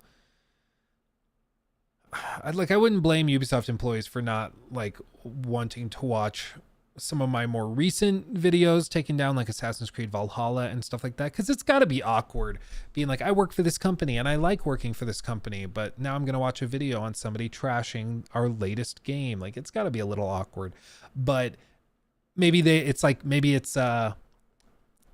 cathartic because the person they're watching is saying all the stuff that they've wanted to say publicly to their boss, but that they can't. Maybe that's what it is. I don't know. Let's be honest, every big company is like that. I've spent some good time wasting companies' time. Yeah, it is a thing with big companies. There is usually a good amount of bloat that needs to be trimmed, because often they just have too many people for what actually needs to be done. I'm always blown away, like when I like drive through Denver. Oh, thank you. I'll drive through like Denver, and you go through the big streets and you look at all the skyscrapers, and the entire building is owned or leased by like one company. And I just can't help but wonder, like, do they really need all that space to do what they do? Like, and it's usually like a company that isn't even, it's not like an accounting firm where they need thousands of accountants. It's like, you know, the headquarters for a chain of car washes, and they have like a 4-story building, and then the next building over is 12 stories, and it's a like headquarters for a coffee company. Like, and I'm like, do you really need all those people? Maybe, but it seems like there's a lot of bloat involved with these things. As they go on, eventually though, the dust finally settled and the foundations were finally laid on what Skull and Bones was going to be. Internal delays then became public delays as Ubisoft Singapore faced a series of unrealistic deadlines. Unfortunately, Skull and Bones isn't the only game to suffer this fate either. Poor management is a publisher-wide issue, from Beyond Good and Evil 2, which has been in development for nearly 15 years and is still nowhere near completion, to X Defiant, the free-to-play first-person shooter developed by Ubisoft San Francisco, which has faced near monthly internal delays because of last-minute decisions to include additional features that break the current build. Oops. And then back to the office. This is the next section they go through. There's just one thing after another with this. It's crazy. In September 2023, staff at Ubisoft Montreal, some 4,000 employees, returned to the office after nearly 3 years of working from home due to COVID-19. The decision was met with harsh criticism from Montreal employees, but also company-wide, which fell on deaf ears. Now, just months later, Ubisoft has started to roll out return to office mandates across the company, with the general rule of thumb to see staff having to return to office for a minimum of 2 days per week company-wide. One such mandate set to go in force in full effect on April 2nd, 2024 will see the entire global publishing group return to those compulsory 2 days. In the policy shared with Insider Gaming under the condition that it doesn't go public, the policy outlines that Tuesday will be a mandatory office day, with employees being able to agree on the second day with their line manager. Similar policies across the company are also being enforced, with some employees outlining that they fear it's just the beginning of enforcing full-time mandated office or return to office. After all, one justification for the mandates is that the company sees 2 days in office per week as a compromise, as other companies in the industry require employees to be in the office more days per week. The result has left employees in uproar as they frantically scramble for daycare and take care of other arrangements, as well as expressing the obvious concerns over travel and its reliability, cost, and time, something that many employees didn't need to consider when accepting jobs. This is the big thing. It's like, I am of the mind that, like, at the end of the day, it's a company that's paying you. If they require you to work in the office, that's what they do, and you go to the office and you work in the office. If they offer you to work from home, that's a perk. That's awesome. That's cool. But at the end of the day, it's a job. Like, they're going to probably have requirements that you don't love.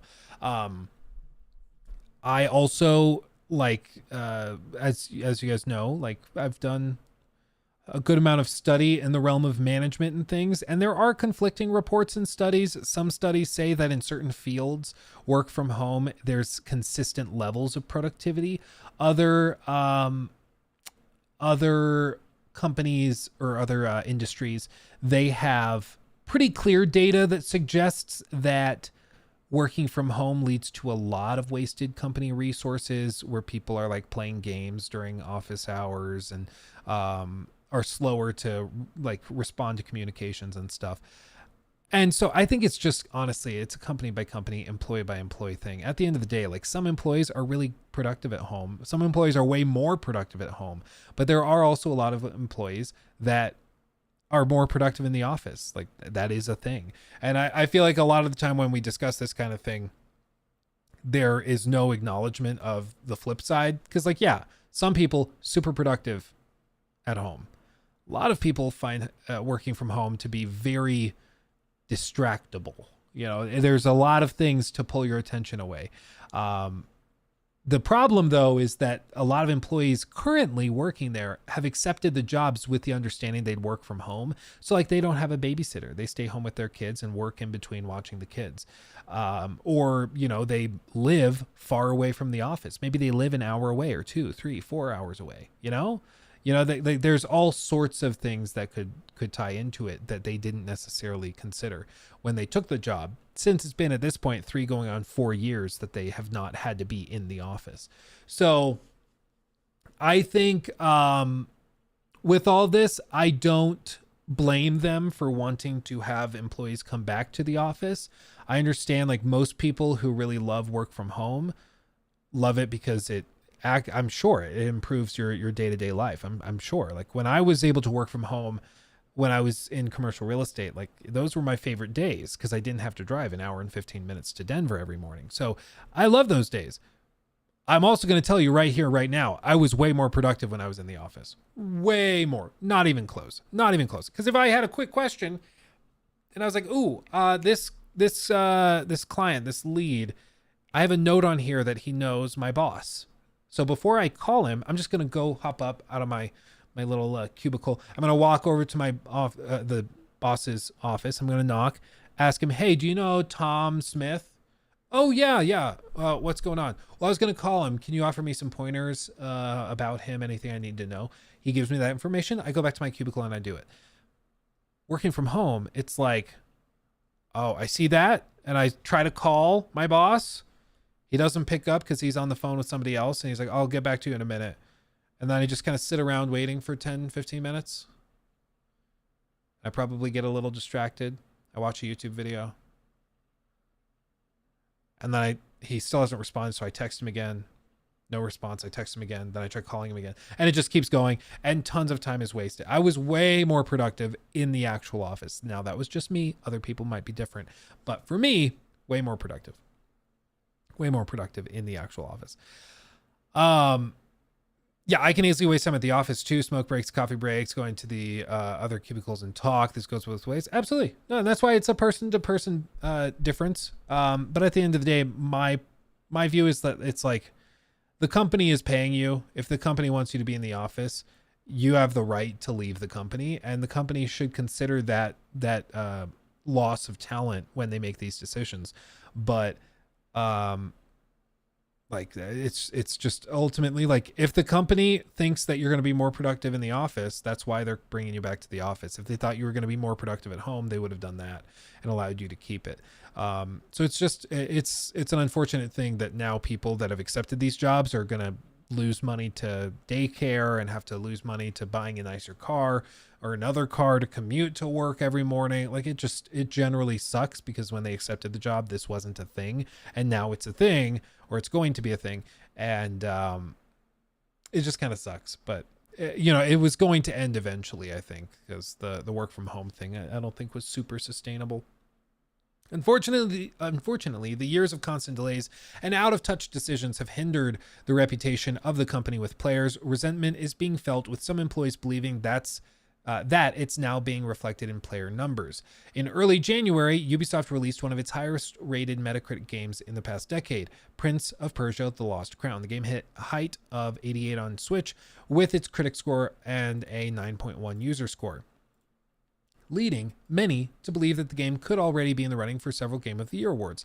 Despite the impressive scores, though, the game has around 300,000 players at the time of writing, estimating 15 million in revenue. As JorRaptor pointed out during the podcast, there is sort of something you just have to note. Like, this number of 300,000 players includes Ubisoft Plus memberships and players that got it that way.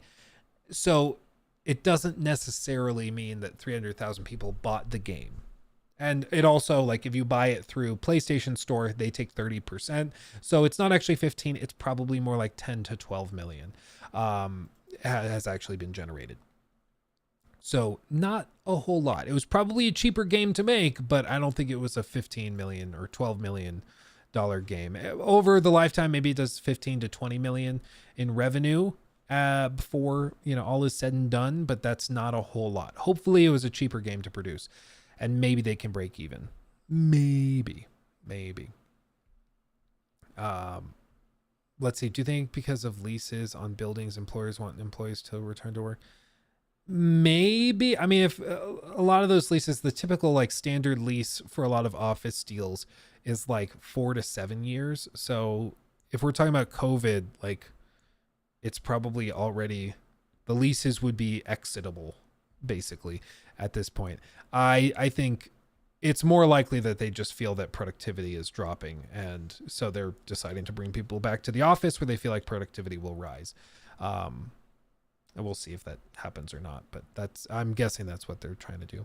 Avatar, this game was kind of crazy. They missed the initial launch next to the movie, which definitely hindered its success.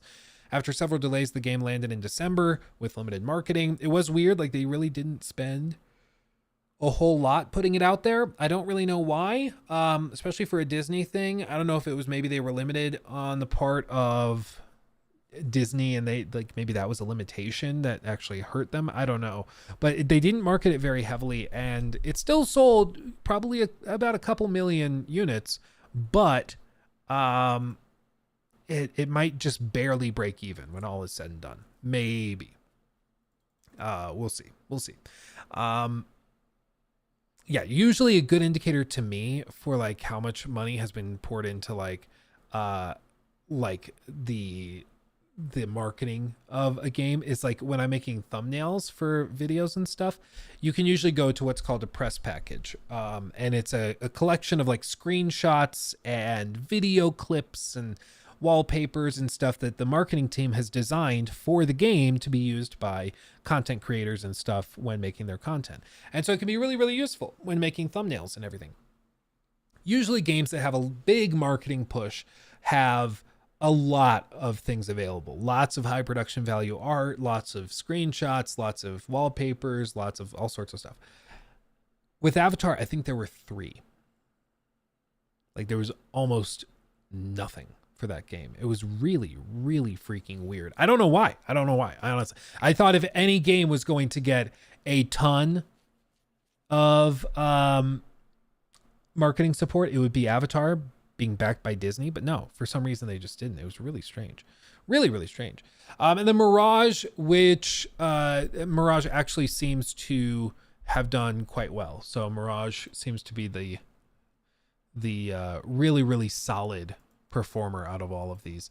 Not all doom and gloom though. This is the perhaps most interesting thing. Star Wars Outlaws is currently slated for the first half of 2024. And then Codename Red, which is the Japanese Assassin's Creed game, that's currently slated for the second half of this year.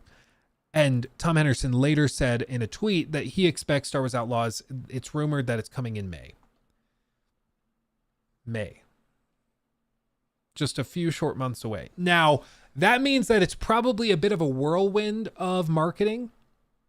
Like you could reasonably expect to see like a announcement on Ubisoft's social media where they're like, hey, next week we're going to be coming out and revealing some like maybe an extensive look at Star Wars Outlaws. And then they drop releasing May the 4th. Not really. It's because I think that's a Saturday, so it wouldn't really work, but probably like May 2nd or maybe later in May. More gameplay details to come soon. And then it's just a flood of trailers, of gameplay looks, of all sorts of stuff to kind of ramp it up and get it out the door. I think they were kind of in a tough spot because they have Avatar in December, like December 9th, I think it was. And then they had Prince of Persia in, I guess that was early January, I think, mid-January. And now they're going into Skull and Bones in like a week or two. and then seemingly they're going to go straight towards Star Wars Outlaws. So it seems like they're just waiting until Skull and Bones is out the door, and then they're going to go full speed, guns a-blazing on Star Wars Outlaws. And that could be kind of a crazy whirlwind of marketing, but I think that could be really cool because everybody I've seen that has looked at Star Wars seems very, very intrigued. Guys, don't worry. Norcat trolls with this woke thing. He says everything is woke, so just don't buy it. Okay, he's trying to trigger you. Yeah, he's baiting. He says everything is woke, so just don't worry. So I think earlier he said something like it's not important. It was some game that's like not at all woke at all, but like Factorio's too woke or something. It's just funny. So yeah, there's that. Elden Ring DLC, there are rumors that potentially that could be coming this month. There's a potential for that. So buckle up because that might happen. It might be out later this month, which would be madness. But with this being said, I mean, Ubisoft could actually have a really strong year with these two games if they actually hold up. That could flip the vibe a little bit, but they have to be more consistent. Like they can't do this thing where they have a good game and then like 4 flops and then they waste hundreds of millions of dollars on 12 battle royales that didn't go anywhere and then a bunch of NFT projects that didn't go anywhere. They gotta focus and figure it out, and hopefully they're starting to get into that groove now, but it's just crazy that basically a decade has been wasted on projects that for the most part were not fully fleshed out, and there were also hundreds of millions of dollars wasted on things that were not useful or productive, which is just madness. So all told, Ubisoft has some things in the works. They've got some pots on the stove, they're cooking, and we're gonna see what actually comes of it. But I'm optimistic. I think they actually could have a pretty solid year if they're able to deliver on all of this. But it's just, I mean, it's at the end of the day, all of this just lands on the games. You know, it's like, what was it? Hans Niemann, I think it is, where he was like, you know, the chess speaks for itself when he was accused of cheating. For that, like for this, it's the games speak for themselves. If the games end up being really good, if Star Wars Outlaws ends up being really good, it'll sell well because it looks really good. And with Assassin's Creed Red, it's a game that people are very interested in the setting. They're interested in Assassin's Creed as a franchise. They just have to have a good game. And so now the ball is entirely in their court. It is entirely in their court. Like it's all on them. They just have to deliver a solid game that people want to play. Crazy, right? Crazy concept. But if they can do it, it could be a turnaround point. But yeah, man, we'll see. End of segment. I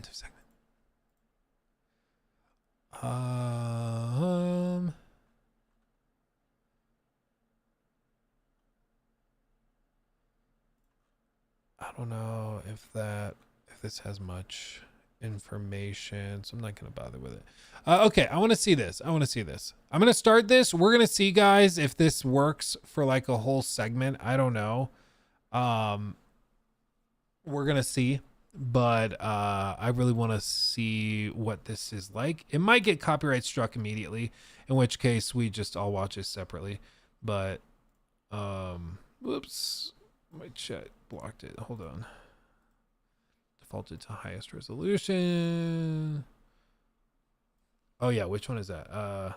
We're aiming for a controversial 7 out of 10, but something's wrong with the game. There it is. Shout out to the chess club. That's most definitely what's Shout out to the chess club. But something's wrong with the game. Something's wrong with the game. Yeah. Miles, thank you for the 5. Love everything you've been doing. May still be new, but I love how each time we get to see more of the person behind the mic. Also, Suicide Squad has a 63 out of 100 on Metacritic. Oh, really? I haven't looked at the Metacritic. How many reviews are there, I guess? Because that's kind of like the big thing.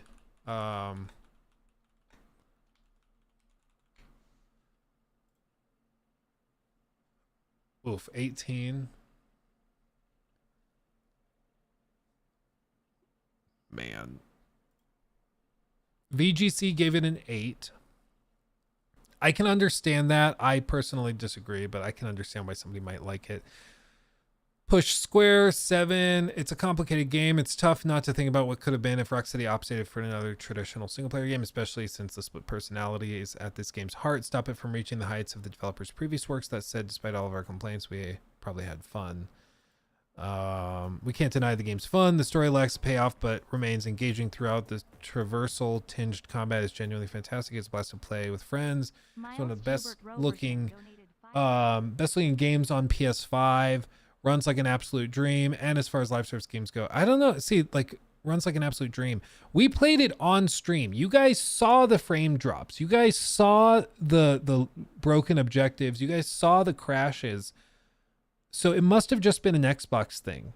It had to have been, because like this was too much. Like it was clear. It was clear. So I don't know.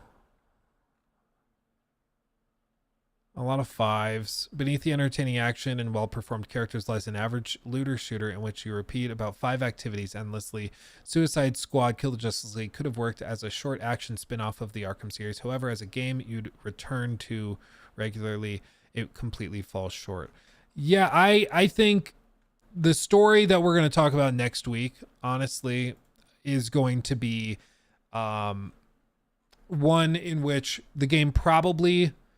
Yeah, they have 3 reviews on Xbox so far, but even then, like people, they're saying that they didn't have many issues, which is crazy. I don't know. I just think with all of this, it's going to be a game that sees a pretty healthy spike during its launch period for the first probably week. And then I think it just falls off a cliff because I don't think anybody's going to be playing this end game. I just don't think that there's enough there. I mean, now it's peaking. It's getting up towards 12,000. I don't know. The Last of Us. It's funny. Yeah, I don't see it really, blowing up quite to that extent. Anyway, we'll see. We'll see. People are playing it, though. People are playing it. The game speaks for itself. Game speaks for itself. Okay, let's see this. If you had to pick one endgame until the end of time, Starfield or Suicide Squad? Starfield. Like, at least Starfield is an entire game. Like, Suicide Squad is 3 missions for the endgame that you repeat. Ad nauseum.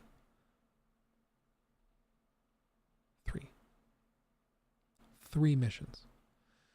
Pal World 2 million, Suicide Squad 12K. Yeah, well, Pal World's also cheaper, but yeah, we'll see if Suicide Squad approaches that. I don't think anybody's expecting it to blow up that much, but we shall see.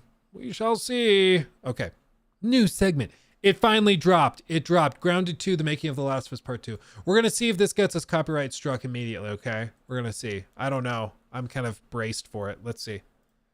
I'm excited though. I've been waiting for this for like years. I've wanted them to do this documentary for so long. In 2016, Naughty Dog and PlayStation, registered trademark, began production on a documentary about The Making of The Last of Us Part 2. Due to the COVID-19 pandemic, the footage had been left unedited until now. I'm glad they did something with it.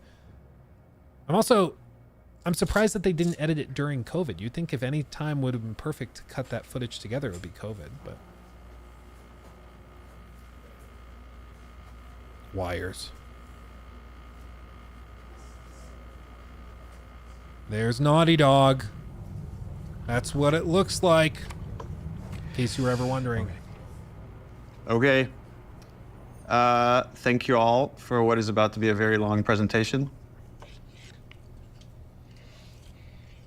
So he looks so much better with the Anthony and I ran some numbers, and to our best guess, The Last of Us Part 2 is 10 to 30% longer than Last of Us Part 1. However, this is the most detailed story presentation we've ever done. Like, if you think about the presentation for T1, where we kind of talk about the quarantine zone in somewhat detail, even though most of it changed, and then it's like, and here are some things that might happen with Joel and Ellie. They might go into a spore-filled subway tunnel. They might fight some cannibals. At some point, Joel will get incapacitated. This has everything figured out, even though it might change. Every character is accounted for, every cinematic is accounted for in this presentation, which means it's going to feel twice as long as the first game. It ended up being like twice as long, like a little more, I think, right? So when you freak out, that's normal. That's part of this.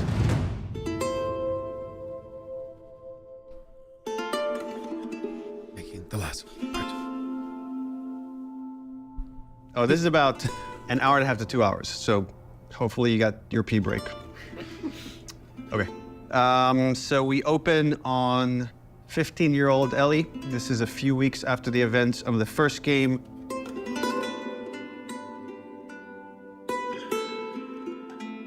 Crazy that they actually filmed like the first meeting of him sharing the game with everybody. There's a doorway leading down to this basement, and Ellie sees Tommy, and he's just finished climbing out of this basement, and he's hurt bad, and he's rambling about something, needing to go after these people. Ellie's trying to ask him what happened, where's Joel, and he doesn't make any sense to her, and she starts to go downstairs. Tommy grabs her hand and tries to stop her, but he's too weak. She rips her arm away, and she heads down. And with each step, her heart races faster and faster as she sees this trail of blood. She opens the door, revealing Joel's mutilated body. And then shock just sets in, and she screams and tries to grab his body, and Dina comes and rips her away, and on that cacophony of sounds, silence.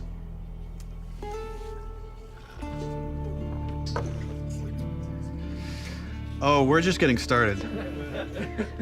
Just a few weeks after the end of the first game, so not years and years later.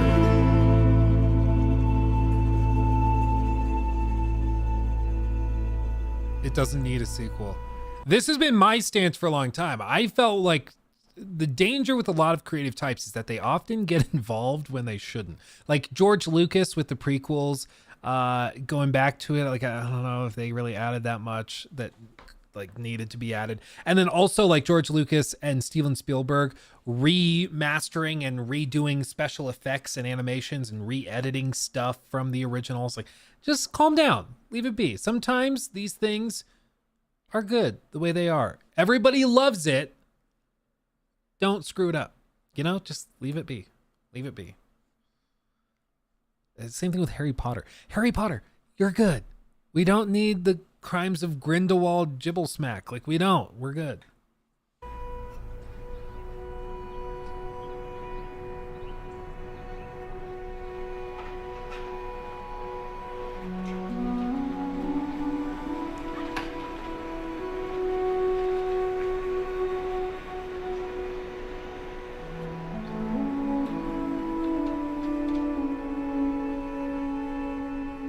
I've been working on this game since we finished, well, really been thinking about it since we finished The Last of Us. So many people were like, Last of Us 1 is so perfect. It should never have a sequel. They shouldn't make a sequel. They're like, oh, it wrapped up super great. But I think actually, if you look at the ending... Swear to me that everything that you said about the Fireflies is true. Ellie is accepting a lie. I swear. Okay. She has a very good bullshit detector. She knows something doesn't feel right, but I think is too scared at that point to ask. How long can you really live with accepting a lie like that? The Last of Us feels like an origin story for this survivor in this post-apocalyptic world. Seeing like how Ellie has become such a strong, unique character, it really felt like, you know, if we were to do a sequel, it'd be a shame for it not to focus on her. Move the fuck out of the way. Sure. I just think like, yeah, it's an interesting concept to explore Ellie after having processed this lie and everything, but like, again, I'm just not sure if it adds that much. Because again, it's really high risk, high reward. If you pull it off, it can work wonders. And like somehow you add it to the story and it's even better than you thought it was going to be. And it adds new layers of complexity to the character. Yeah, that's possible. But you could also screw it up real bad. That's called foreshadowing. Yeah, once we're done with this whole thing, For some. I'm going to teach you how to play guitar. I reckon you'd really like that. What do you say, huh? Joel, he's gonna teach Ellie to play guitar.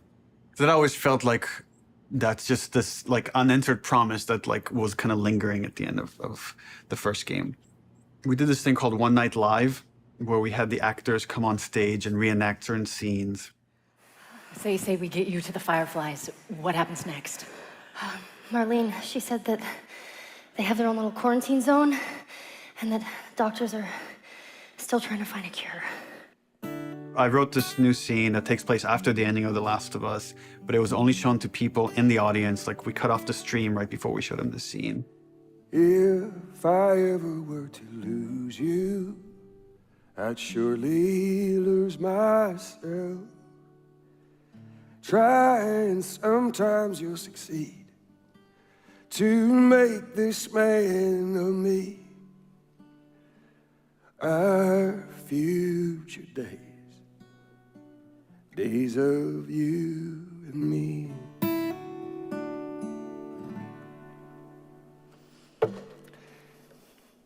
She's yours.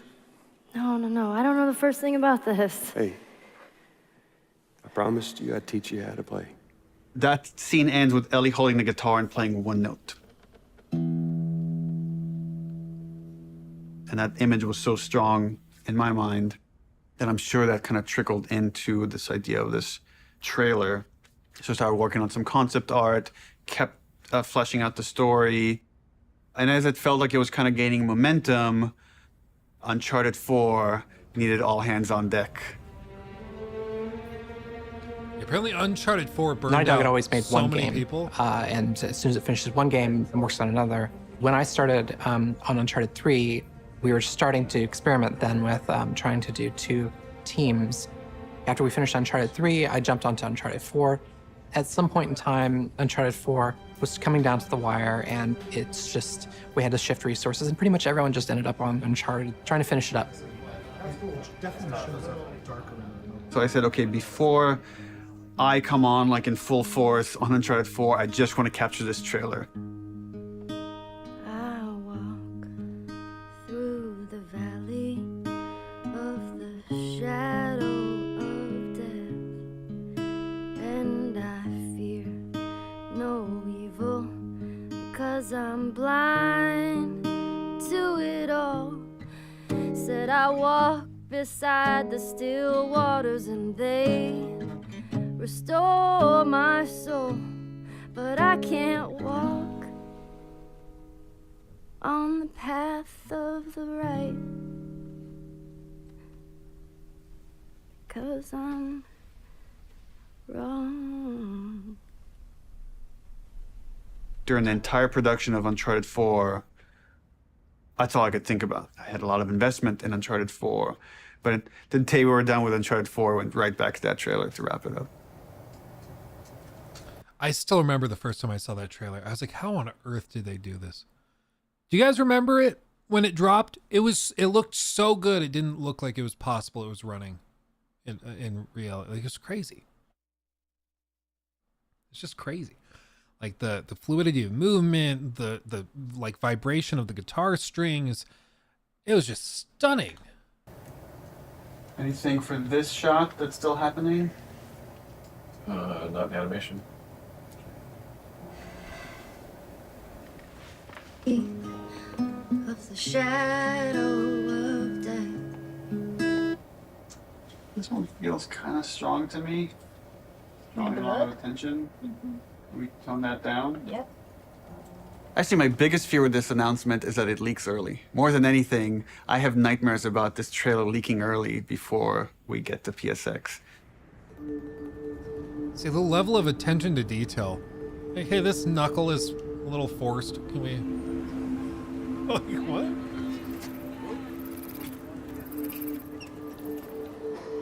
If we're gonna surprise people, PSX, the PlayStation Experience, hasn't set itself up yet as a place where big titles get revealed. That's E3.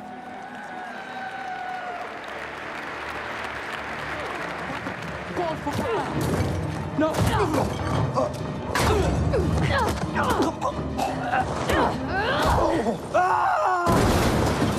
We're revealing the Uncharted single-player content at the opening of the show. You're late. That's funny. I thought you were professional. Oh, you should relax. You'll live longer.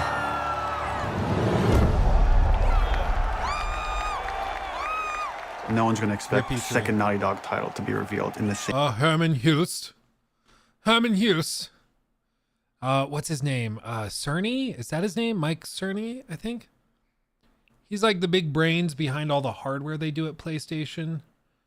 I don't remember this guy. What's his name? I don't remember his name. But anyway, these are the PlayStation head honchos. These are the guys to look at, to watch out for. And this guy, it's just his eyes, but I'm pretty sure this is the same guy that was in Raising Kratos, the documentary about the making of God of War 2018. And he's also a PlayStation bigwig that makes a lot of pretty substantial decisions as to what projects get greenlit and canceled and stuff like that. Same press conference. Please welcome to the stage, Sean Layden. Oh, director of... Oh, maybe he is one of the presidents of Naughty Dog. Oh, I think you're right. There's one more special unveil we have for you tonight. Please enjoy it. Oh, Sean. When we first revealed The Last of Us, the Naughty Dog logo came up and the crowd erupted. And it was such a high that's almost been like chasing the dragon, like wanting to recapture that feeling. Oh my God. Why does this look like The Last of Us, dude? It did look so good. Playing it at this surprising moment, I'm hopeful it will have a similar feel.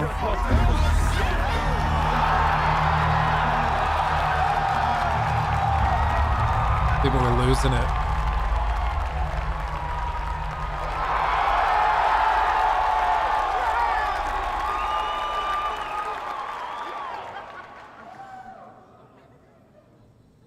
What are you doing, kiddo? People outside the studio have such an attachment to the first game, and I've definitely seen fears about not wanting to make a sequel because somehow if it's bad, it will tarnish your feeling about the first game. I'm gonna find. And I'm gonna kill. Every last one of them. We're doubling down on those fears and not calling it The Last of Us some subtitle. It's The Last of Us Part 2 to say it's all one story.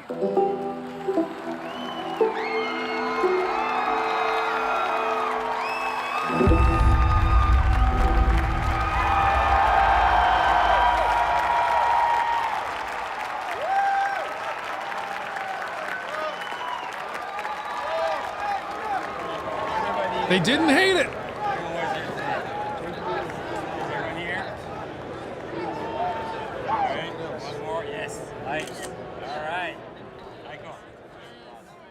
Oh, man. And now the drama. The concept for the sequel had to feel compelling enough, have enough weight that felt like, okay, this is an experience worth creating, worth spending the next 3 years on. I became really intrigued with the idea of the cycle of violence and how, like, certain events would trigger acts of violence that then would beget more acts of violence. It's almost never satisfying. It never brings the person you love back. And despite you thinking it's going to bring some closure, it doesn't.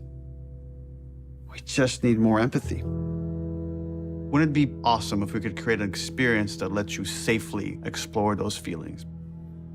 With that theme, all of a sudden everything fell into place and this outline emerged. The whole catalyst for what starts the second game is Joel killing the doctor. No! That feeds right back in that idea of that cycle of violence. Now it sets up this whole kind of sequence of events. We're gonna start the game where you're playing a new character. That sequence ends with this character killing Joel. And we really have to paint her as this monster.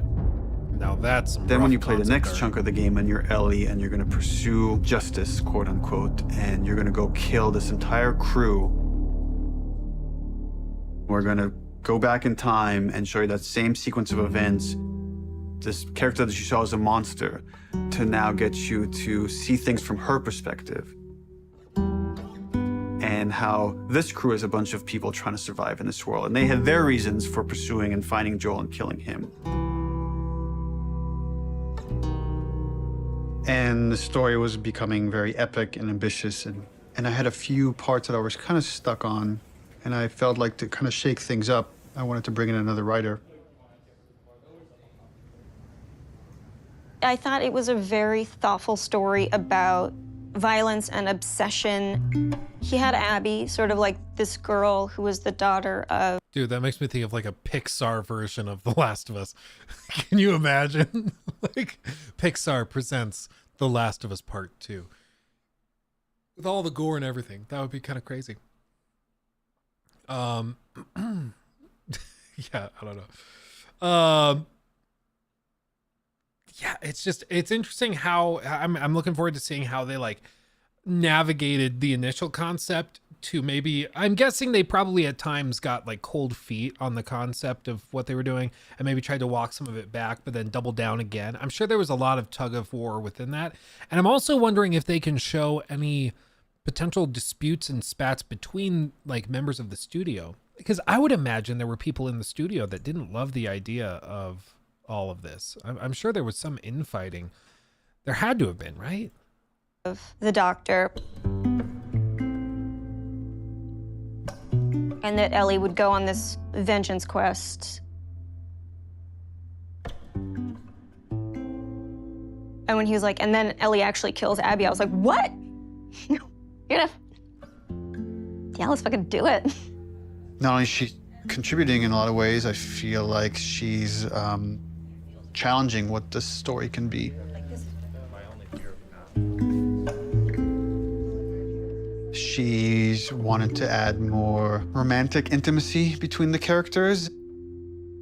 Those are areas that I've been, I don't know, more uncomfortable writing that stuff.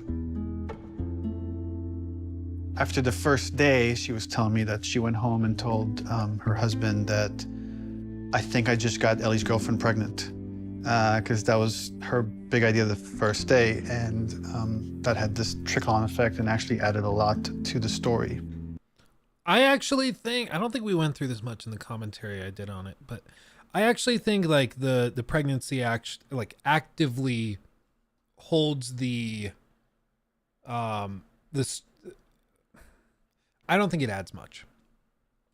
I don't think it adds much personally. I think if anything, it actively pulls away from it, because when like there are some topics that humans just have a guttural reaction to that you can't really help. One of those is our natural desire to protect the innocent, to protect the defenseless and the vulnerable. It's something that, as you know, apes, as we evolved swinging in the trees, we as a social species benefited from protecting the vulnerable among us. It kept our numbers strong. So it's something deep within us.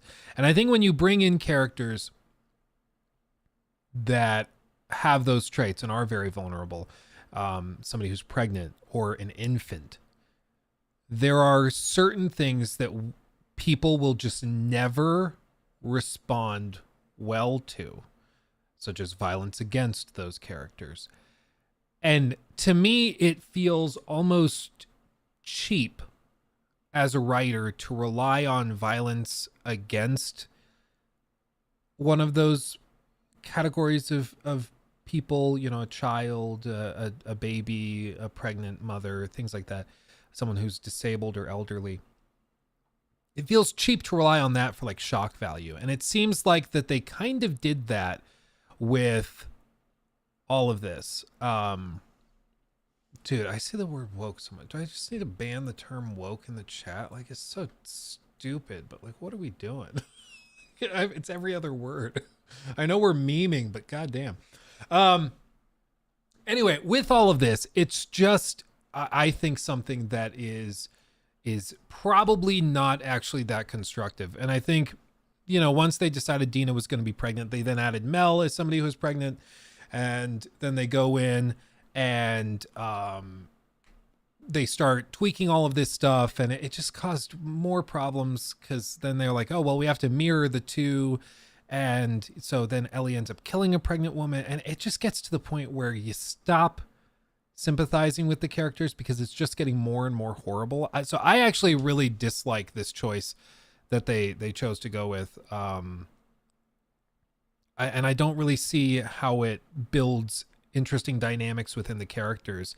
To have like Jesse having gotten Dina pregnant, but then because he's gone, it's now up to Ellie to fill that role as the other parent, but then she abandoned, like, it just doesn't, I think, add much. It's just more layers of awfulness. Ellie is this very relatable character. I thought she was a perfect vehicle to challenge this notion that violence doesn't have a cost, because it does have a cost in reality. It's going to ruin this girl. Oh no! Her finger People stubs. love Joel and Ellie, and we are about to kill one and make the other one a villain. I was very nervous telling Troy we're gonna kill off Joel. In the first game, he was advocating that Joel should die. When I read the it's all his ending fault to part 1, I was like, you're gonna piss a lot of people off. Let me go. Marlene is the closest thing to a parent that Ellie has had outside of Joel. You just come after her. A lot of people got hurt, and Marlene would be one of those people. But I don't think she's framed as like a motherly figure. Did you guys get that vibe from The Last of Us Part 1? I didn't get that vibe that Marlene was like motherly. I know that they kind of imply that she's the one that, protected Ellie, especially after her troubles and after everything with Riley. She made sure she was okay. So, and she obviously didn't have Ellie executed when she found out that she had been bitten. But I never got a maternal vibe from her at all. And so maybe that's what they were experimenting with, like in the acting room when they were like doing this on the soundstage. But I never got that at all. Like, she always seemed to be very, I don't know, if anything, she almost treats Ellie like an object, It's like she just passes her off to two smugglers that she doesn't know to get her out of the city and take her across the country. Like, is that something you do to somebody you really care about? I don't know if that's what you do. Like, she was using Ellie as a pawn, then she willingly like goes against Ellie's will and doesn't risk even asking her, but has her sedated and then set up to have her brain scooped out basically to create a cure. Like, that's not really a sympathetic motherly character. I don't find Marlene sympathetic whatsoever, like at all. I was glad when Joel did what he did. Joel has crossed these moral lines and therefore he deserved to die, and he thought it might be a more dramatic ending. And I was like, no, you're crazy. But then in the second game, that's why I was thought oh, he would take it pretty easily. He goes, so Joel dies. And he's like, so this happens. And then, and I literally had to stop. I was like, can you give me just a second? Because it literally was as if someone was telling me about how my friend had just died. I think he kind of took it hard. It was like the character meant so much to him.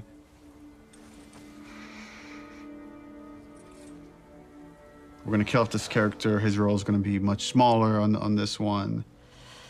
All of a sudden it was, please don't take this from me yet.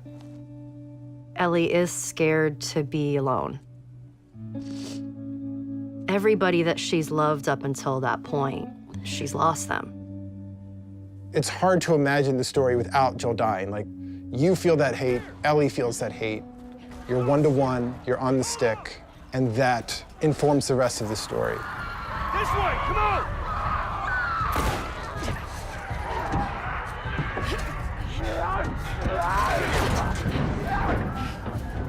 You okay?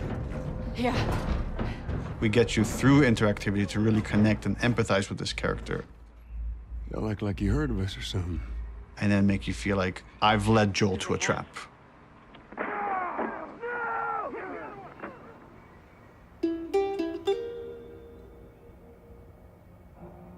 When we started out making Last of Us Part 2, Neil actually wanted to be very ambitious about changing the game almost entirely. In the first like 4 or 5 months, the game was actually kind of an open world, inspired by Bloodborne. What?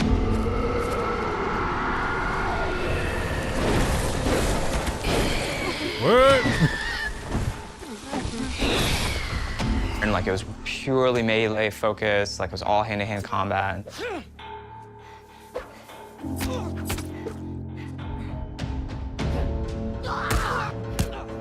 It wasn't just the melee combat, we were also looking at sort of layout structure. Bloodborne had a very sort of an open space that sort of kept getting bigger and bigger as you explored. I really like that feeling that you get of mastery over the world. I mean, that was something we thought that they were going to go bigger, because in the like Uncharted 4, they had bigger levels. And then with the Lost Legacy, they brought this big, I don't know if you played it, but they brought this like big open central map that had like 4 of the key objectives in, and you kind of had to complete the 4 objectives around that big area to unlock the door to move on to the next more linear path. So the whole game was kind of like, you know, it starts narrow, gets big, and then more narrow again towards the end. And I was like, they're probably building up for bigger levels, but the extent of the big level we got in The Last of Us Part 2 was with, of course, Seattle having a pretty big open map there. But that was really underwhelming because it was like a handful of city blocks, and you basically go through these 3 buildings and then you move on and leave. Like, it really was not that expansive. So that's fascinating though. But it's not just bigger levels. They were saying they were inspired by Bloodborne, so they wanted to go with like multiple levels of depth, and that's just wow. Okay. It starts to become kind of almost a character in the game itself. And so that was also something we were looking at. We started out making it as different as humanly possible from the first game as we could, and then kind of dialing it back. The open world thing didn't work with the story that we were trying to tell and stuff. Yeah, can you imagine if so in pre-production we spent a lot people of time started playing it, it was like a survival doing game. Setups. I've got your back. Self-contained sort of units that tried to expound on a single sort of idea. Trying to start out with sort of simple shapes and building up to more complex shapes, and starting out with 1 or 2 mechanics and building up to those mechanics. Hey! Even our experiments, we try to add like as much context as we can. Like we establish a goal that you're going to be going for. We establish beats so that there's like an emotional journey, the stakes are raised.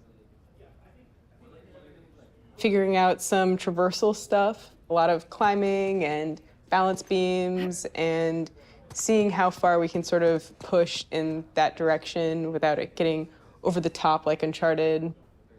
More sort of verticality, more use of grass and stealth. My name is Arnaldo Lisea. And what do you do here? I do design. I know. How long have you been doing that? A day. I got an opportunity to work in QA, and that was a great learning experience. I shipped The Last of Us and Uncharted 4. The thing I'm proudest of is the people who came in to a quality assurance job as a contractor, which is entry-level work, and used that job to get to where they ultimately wanted to be. When I interviewed for the QA position, I specifically said that my goal was to be a designer. He had formed this relationship with design where they knew they could rely on him, spending his free time designing a demo, and at the same time, him going to them and not being like, here's 50 bugs you need to fix. He went to them and was like, what do you need? How do I help you? What kind of bugs do you need? And for their part, they embraced him and were like, why don't we show you how to lay out nav mesh? I am anxious. Holy Perrier, dude. This guy is a sparkling water connoisseur. Jesus Christ. Like, whoa. That's crazy. To prove myself There is no babying when you start. It just hits the ground running. If I don't cut it, I go back to QA or find something else. We're trying to figure out at the moment how we handle big spaces, bigger than the first game. The enemies are so too spread out to be really considered No, like Dina, one single no. small encounter. And seeing what behaviors we need to start developing for them to make it look good.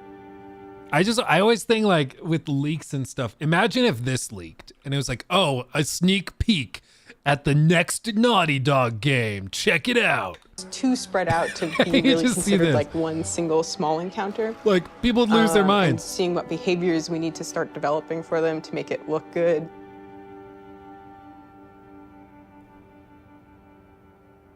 Last of Us for the Switch, basically. The too. opening of Seattle, that whole section was pretty slow and quite linear in the level design. Let's assume that there's guys in this building, someone's starting to shoot at me from the second floor. So, okay, if I'm on the horse and I'm getting shot at, I can't take cover with the horse, so probably first thing I'm gonna do is jump off. And that's slow and clumsy, and maybe we can make that faster. It's like, but once I jump off, I'm gonna wanna take cover behind something. It's like, okay, I'm taking cover. Now what the fuck do I do with this horse? I assume the enemies are gonna shoot at it. If they don't, that's kind of weird. Does Dina ride off with the horse to help it stay safe? Well, that sucks because I'm trying to build a relationship with Dina, and if my partner leaves me, that makes me like her less. I'm like, okay, so Dina has to get off the horse and take cover with me and help me engage with the enemies. Okay, but the horse is still there, so what happens with this horse? Does it ride off on its own in order to like protect itself and then come back after? Oh, that feels too intelligent for a horse. That seems a little funny. As soon as there's range combat, the horse kind of makes it fall apart. What if we did this whole sequence on foot? How do I approach this building? Imagine this is more dense with cars and ferns and interesting ways for me to close this distance. Maybe when I get close enough, 2 militia guys come out. I have this little firefight with this front before I could rush forward and go into this building, climb up, and take out the sharpshooter that was harassing me. Really simple, small fight. Now there's tension. Guys can come from anywhere, like from this rooftop, from these windows. And that It's very important to think of it like this. Like, this is why I think these videos are so cool, seeing the background of how they design encounters and all the thought that goes into it. Like, something as simple as there's this encounter in this building, but if you're on a horse, there's all these cascading effects of things that don't really make sense, and now people are going to get disconnected from their companions, and there's all these different layers of things that follow from just being on a horse. But being on foot, all of a sudden, it makes more sense, and the combat encounter works better, and then the companions can actually help you, and there's not this weird obligation to go and track down your horse after it runs off. You know, there's a lot of cool things that can follow from it, but this is why it's not as simple as like, you know, oh, just you ride your horse through here, combat, whatever. Like, these little things that you have to think through are very, very important, and a lot of people just never even consider it. That really inspired us to take some pretty drastic changes as far as the flow, inserting more combat, opening up the layout to give the player more options as far as they explore the city. You can imagine this as being kind of the hub, with it poking into streets, and I could go into the streets and explore and find those locations, what we're kind of calling dungeons. So that's the plan. Some of these changes are big, but it got us excited. This feels like a true evolution of T1 as far as going more systemic and giving you options. If there's concern, it's about scale, it's about scope, it's about, can we actually build this thing? The scope is always bigger than the last game. It always has been. It always will be, probably. But this scope on this game is something pretty extraordinary. Everyone seems to agree that the thing we're building is going to be cool. Once it's done, it's just that it's such a big game. Our games have become more and more ambitious, and the studio has gotten a lot bigger. When I started here, we were 40 people. Now we're over 300. You can't handle that many people with a flat hierarchy. As we grew, we've had to introduce new titles just to control management, control communication, make sure things don't fall through the cracks. We have no producers at Naughty Dog. There's so many talented people here that you can rely on and lean on. It makes the game better. And that's really kind of the secret sauce of Naughty Dog, is how collaborative it is. You find the right people who really... And I also think that there's something to be said for like the physical space. There was something, I read an article years and years ago. It was probably honestly in college, but it was on, you can tell a lot of, it was like called like, you can tell a lot about a company from the workspace. And the idea of the article was basically just that when you look at a physical workspace, you can tell a lot about not just the individual in that, like say individual cubicle, but if you look at the office in general, you can get a vibe of what's important. So if you had a bunch of individual offices, it's probably a very private institution. They prioritize focus, privacy. They care about like the sound levels. They want it to be quiet, people to be able to do their own thing in their own bubble. But even with cubicles, like when I worked in real estate, we had cubicles kind of like this, but ours were even higher. So ours went up like maybe to here from this wall, like all the way up. So you could stand up and like you were probably covered. And that was because like they wanted us to have privacy, but also for it to be able to be a little more collaborative. So if I needed to get up and go talk to a coworker, I could do that, get up, go over to like this cubicle or this cubicle and chat with them about whatever I was working on. And so like just from that, you could tell a difference. And with this, what this would suggest to me is that they are trying to go with a really collaborative thing. You can see a lot of personal decorations and things where it's funny, this guy has just a ton of crap everywhere. Tons of books and artwork, a Mr. Incredible statue and planets and an egg for some reason. But then he also has like boxes and like backpacks and jackets and stuff and trash. It's just funny. So he's got his whole thing, and then a bunch of little, I think Pokemon maybe, I don't know, lining the monitors behind my face back here. But then like you can just tell that this is meant to be a big open space where everybody's working together, and where they want to encourage you, if you want to get up from your desk here and go talk to this guy or this guy, it's going to take you 5 seconds to walk over there and have that conversation to work on something. And they'll group these together probably. So like this is the level design team, so they're all close to each other. And maybe the programmers, there's some programmers back in the back corner. So if you got to go talk to them about something, you can get up and go over there.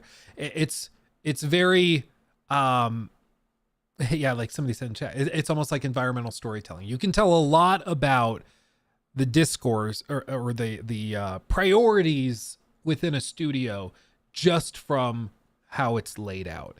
And I think that this shows just that it's a very it's a space very much about collaboration and working together directly, having those open conversations, a very flat hierarchy of how they want individuals to work. It's not about 120 or like 200 workers or 300 workers underneath a few managers that are in their offices in the back corners that don't talk to anybody. It's about all kind of working together, which I think is cool. You find the right people who really want to do the best they can possibly do, and then you kind of give them the resources to try.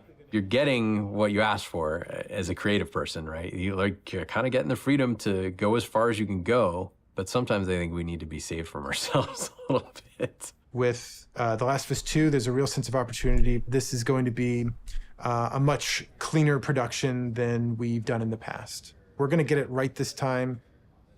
This is the first project. That's foreshadowing because it didn't go very smoothly. What is this? Design schedule. So what is it? These are dates. This was June 28th, 2019, it looks like.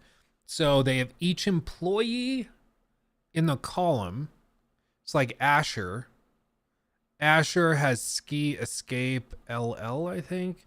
And then further down, I guess that means that Asher's working on that through, I think that's August 23rd.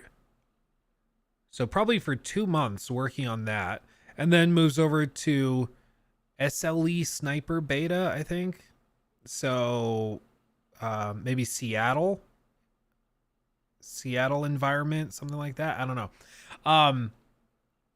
something like I don't know what that would be. But with this, it works on that, and then this one works for that on a couple weeks, and then moves on vacation for 5 weeks or 4 weeks, 5 weeks, whatever it is.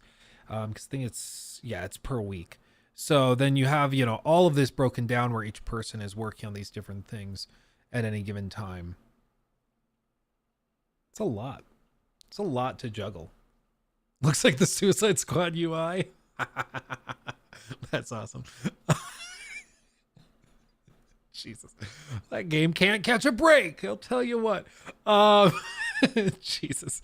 So yeah, like this is what goes into these games. It's a lot of very careful management.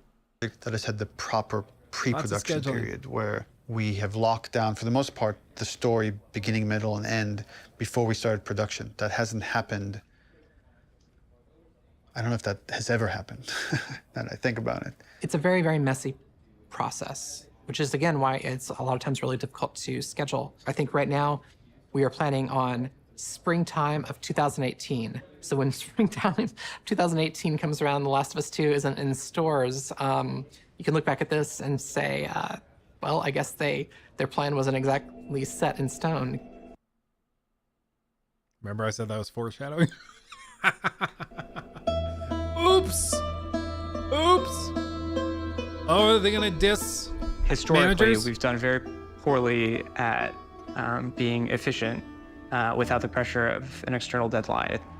Every time we have some showing of our games, if it's going to be seen publicly, it's got to be one of the best looking playing things in the industry. For example, the first trailer was coming online, and that forced us to define the look of our game, define the location of where the game takes place, define Ellie's look and her age and her hair and her outfit. What's always crazy to me, though, is that these first reveal trailers, like, they didn't have a game at this point. This was like one of the very first things they did that they then based everything else off of. So often, like, you see a trailer like this and you're like, ooh, there have to be so many hints at the rest of the game in the room. I remember looking at this. Do you guys remember this? Like, seeing this trailer and then looking over here, and the poster says Theseus.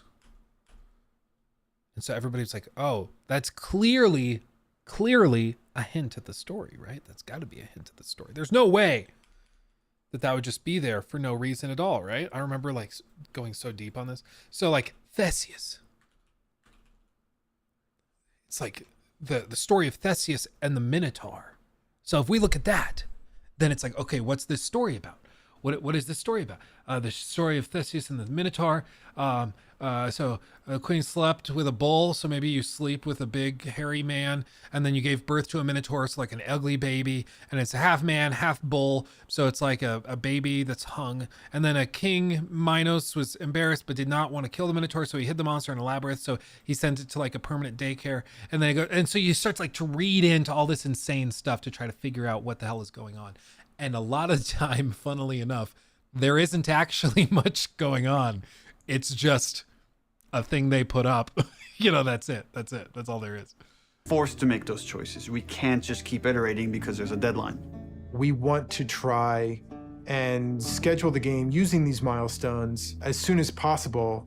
Which means we got to keep the marketing rolling, which means next E3, 6 months away, we need to look at a gameplay demo.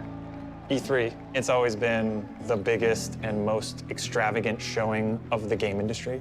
There's something special about the energy of E3. We need to figure out what the gameplay is, because right now it's just we've got a bunch of like cool prototypes and stuff like that, so it's scary, but we work well under pressure. We were hoping to be really aggressive and show at E3 2017 just to really kick the project into gear as fast as humanly possible. Started in January. We want to break it up into a roughly 2-minute cinematic, a flashback sequence that will set kind of emotional context for what will then go into a 5-minute gameplay sequence. We want to do this festival within Jackson. Like there'll be like a live band and we're just seeing people lively having fun. And for the crowd, are you thinking 30 plus people? Frank says we could do a 30 variation. I think we can make that work with 30. Yeah. Dina pulls Ellie onto the dance floor. Ellie's dancing with her, is making all these guys jealous, and then Dina says, "You want to make them really jealous?" And she leans over and kisses her. And on that, we do a hard cut to Ellie in the middle of the woods. So the idea is we shouldn't see any buildings, just woods, water, ankle-deep water rushing underneath her. What about rain? Are we still doing rain? I haven't discussed it with the other guys, but... That demo that we show externally for the very first time is setting the bar for the rest of development. But the problem is we're also working on Uncharted 4 Lost Legacy. So E3 is June 13th, which means probably we want to be done, what, like 2 weeks before that, which is 4.5 months from now. With Lost Legacy shipping at around the same time of E3, there are shared resources between the two projects. Especially sound and particle effects, so they were all on Uncharted. When it comes to the polish phase, both we're polishing this and that same and SPDLC at the same time. I don't think there's any specific item that needs to be worked on, but I think there's going to be programmer time doing both those things. And there are going to be times when it's like this needs polishing in E3 and this needs polishing in SPDLC, and like we're going to have to compromise at times maybe. We kind of just didn't have it at the forefront of our minds that, yeah, they're freaking shipping a video game. It's literally the hardest part of making the game is shipping it. And we were trying to ship a demo, the second hardest thing you can do, at the same time and sharing a lot of their resources. So one thing... I also kind of love this. They have on the columns, they put like the white laminate stuff so that you can use it as a whiteboard. I just kind of love that. Isn't that great? Makes sense. Why have a big whiteboard to like draw out ideas when you can just do this? Isn't that cool? Isn't that cool? I love it. Fresh Killer, thank you for the 5. Wait, half bull, half man, but Ellie is human and infected. You're not far off, LMAO. Maybe put there intentionally. Yeah, who knows? Who knows? Maybe they'll talk about it. I don't know. But it did feel like too on the nose to like not be intentional, because it's like in big bold letters. Theseus, like surely it's there. To tell us something, and maybe at the time it was trying to tell us something, who knows, but yeah, it's funny. I remember all those little bitty details. Now, even if it was there to tell us something, it could have changed by the time we got the game, you know? Just crazy. It would be helpful is to find out what are the items that you feel like you're most worried about. Like, let's say rain. We could do this thing without rain. So if that helps you a ton, we can make the decision not to remove rain. It would definitely help. How about... Guys, Arno is quoting an early Slim Shady LP. My mom loved Valium and lots of drugs. You guys remember that? That's what he's quoting. Okay? You guys keep buying into it.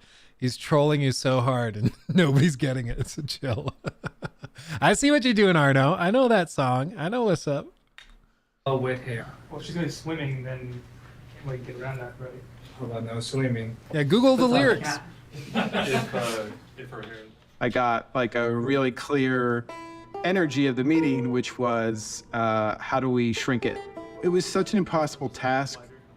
You can't help but start feeling some doubt, some anxiety about the leadership, not understanding the logic of it. You know, I think like anybody else here, I was definitely ready to roll up my sleeves and figure it out.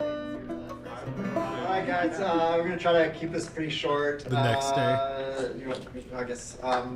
So after yesterday's meeting, there were a lot of side conversations, and there was sort of a sentiment about how much work there was to get not only this demo done to ship the Lost Legacy, and it matched up with feelings that we were having. So we started discussing the responsibility of actually attempting this, and started to feel that it was a little bit irresponsible. That if we were to try to meet both these deadlines, we could probably do it, but we would end up doing a lesser job on both projects, both deadlines, than we would if we were doing them individually. And feels like they're both important enough to give them the due attention. So the conclusion that definitely is there is that the demo that was discussed yesterday will not be presented at E3. Yeah.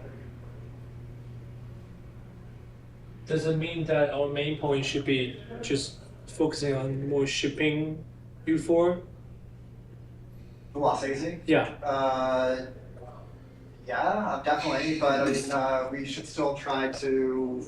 We don't, like I said, just want to just completely halt work on this and all hands on deck on Lost Legacy. The idea is still to finish the demo just to give us a buffer so that these two deadlines aren't overlapping. Okay. It's just now we have more time to work on this demo properly without the pressure. Once that meeting happened, it was just like, right, of course. I'm not in the Twilight Zone. It makes sense not to do this. It felt really nice seeing the leadership kind of having the teams back and seeing the logic of the situation in front of them. What a novel concept. Good for them, though. Literally the next day, walking it back and just being like, never mind. We're not going to do that. We're not going to do that. Never mind. That's it. Okay. Thanks. Okay, so are you pissed off? Am I pissed off? No. What am I? I guess in one sense it's relieved because there was concern of whether we could hit the quality that we know we need to hit for both Lost Legacies and for what was going to be our E3 demo. And then on the other hand, it's kind of disappointed because I was excited to get this demo done and get it out there and get the reaction, but now it's going to have to happen at some other point. What we've decided to do is deliver the demo at around the same time, but that's going to be purely internal, and the demo won't be 100% shippable. Gameplay and design and animation are going to be locked in June. Then we back off, we finish Lost Legacy, and then resources free up to finish the particle effects, the lighting, and the sound. And then we ship just the glossiest, best-looking demo you've ever seen. We burn that to a disc at the beginning of January, and then we don't touch it again, and nobody sees it until E3. It's going to be really interesting to see if we can really, really commit to being done, 5 months, 6 months in advance of E3, and not be tempted to say it could be a little better, let's go back. I have a feeling this whole thing is just a tale of perfectionists not knowing when to stop. And it reminds me of 6 Days to Air, which was the documentary that was done on the studios that make South Park. And Matt Stone and Trey Parker, they had a really interesting thing that they said, and they basically said, we just don't have time to have writer's block and to be perfectionists. We have 6 days from when we start on the episode to when it airs, so we have to get it done. There is no other option. And that's why some studios that are full of perfectionists seem to thrive on crunch, because it gives them a deadline and they have to figure it out by that date, and then they have to stop working on it. But then they suffer because they're going through crunch in order to make it happen, And we really just need to have the discipline not to do that. But that then left us as okay, what's our next marketing beat? What are we going to show next from this game? So now we have a new plan where we're going to release a cinematic around PSX time. I think we're going to do it at the Paris Game Show. This seemed like a pretty intriguing scene to introduce Abby. That whole scene is going to be our next marketing beat. And then we're not going to say much about it, about how this fits into the game, where it fits into the game. Everybody thought this was Ellie's mom. Abby evolved over time. And if you look at the concept art, the character looked very different than where we've ended up.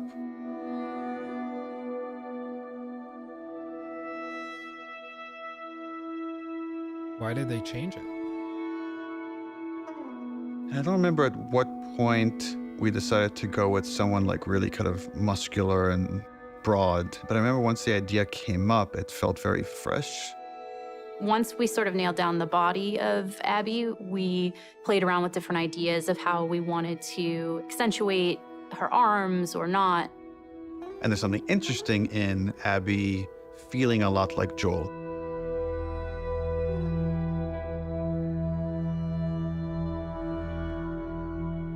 So when I got cast, Neil was joking around, and he's like, you should probably beef up in order to play her. And I'm like, ha ha ha, yeah, it's mocap, whatever. And he goes, no, really, you should probably beef up to play her. And I was like, oh, yeah, you're right. I should totally start deadlifting as much as possible. So I did, and I was training like crazy, and then I got pregnant. What are you gonna do? We need to separate her from Ellie. It shouldn't feel like I'm playing a reskinned Ellie, that Abby should, in many ways, look, behave, fight differently.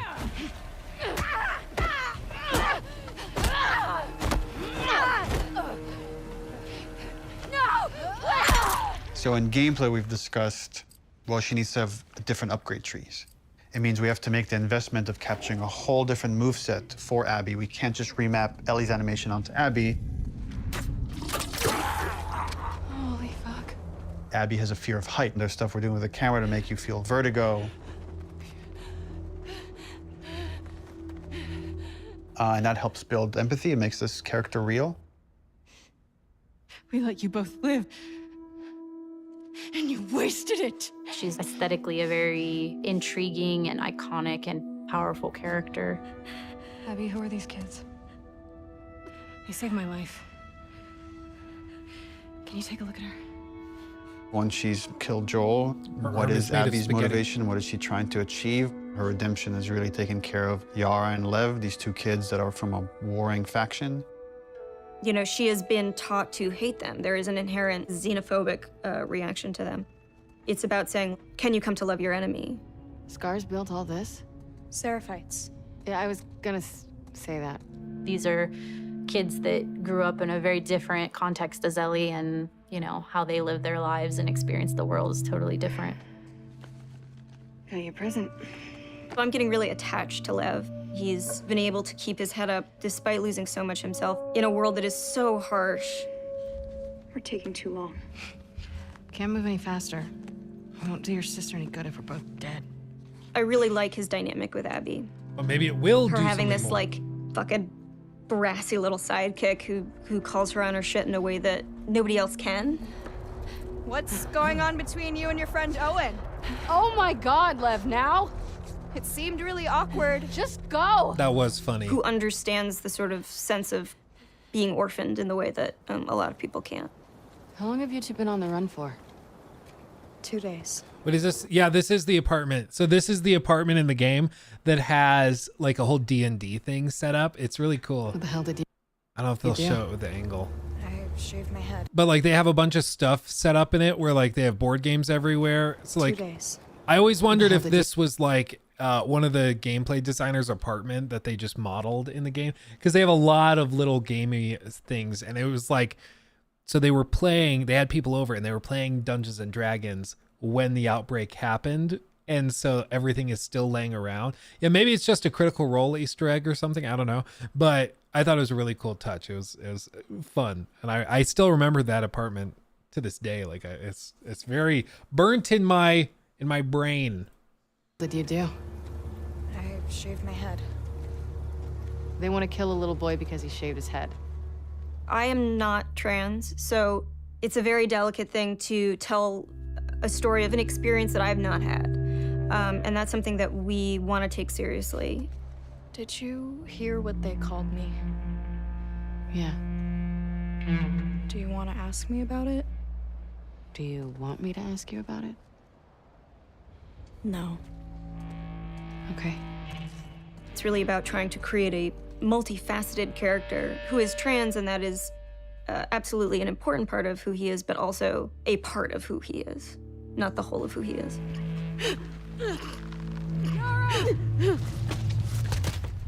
As far as the Paris cutscene, I'm pretty stressed out. We have 13 days, less Dude, than 2. That looked like Pedro Pascal. I thought that was Pedro for a second.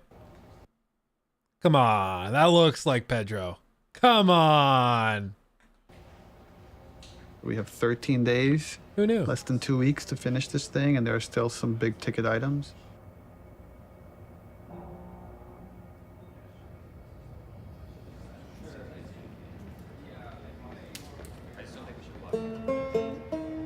Lost Legacy turned out to be a much bigger project than we originally envisioned, but now that it's done, everyone is now on board. We've got the Greenlight demo done. She's putting on quite the show. Oh, that's interesting. They used a generic NPC for Jesse, and then the same one to Dance with Dina. It's kind of the dead eyes, the Starfield eyes really sell it. Real, we're in full production now, so I guess that's the short of it, is we're in full production now.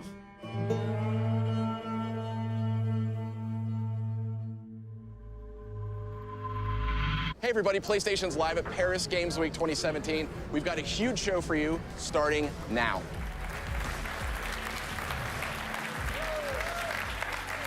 Wow, what a great way to open Paris Games Week. Let's have the first in-depth look at a much anticipated and exclusive title. Last of Us 2. Last of Us 2. Please, please. Please be Last of Us 2.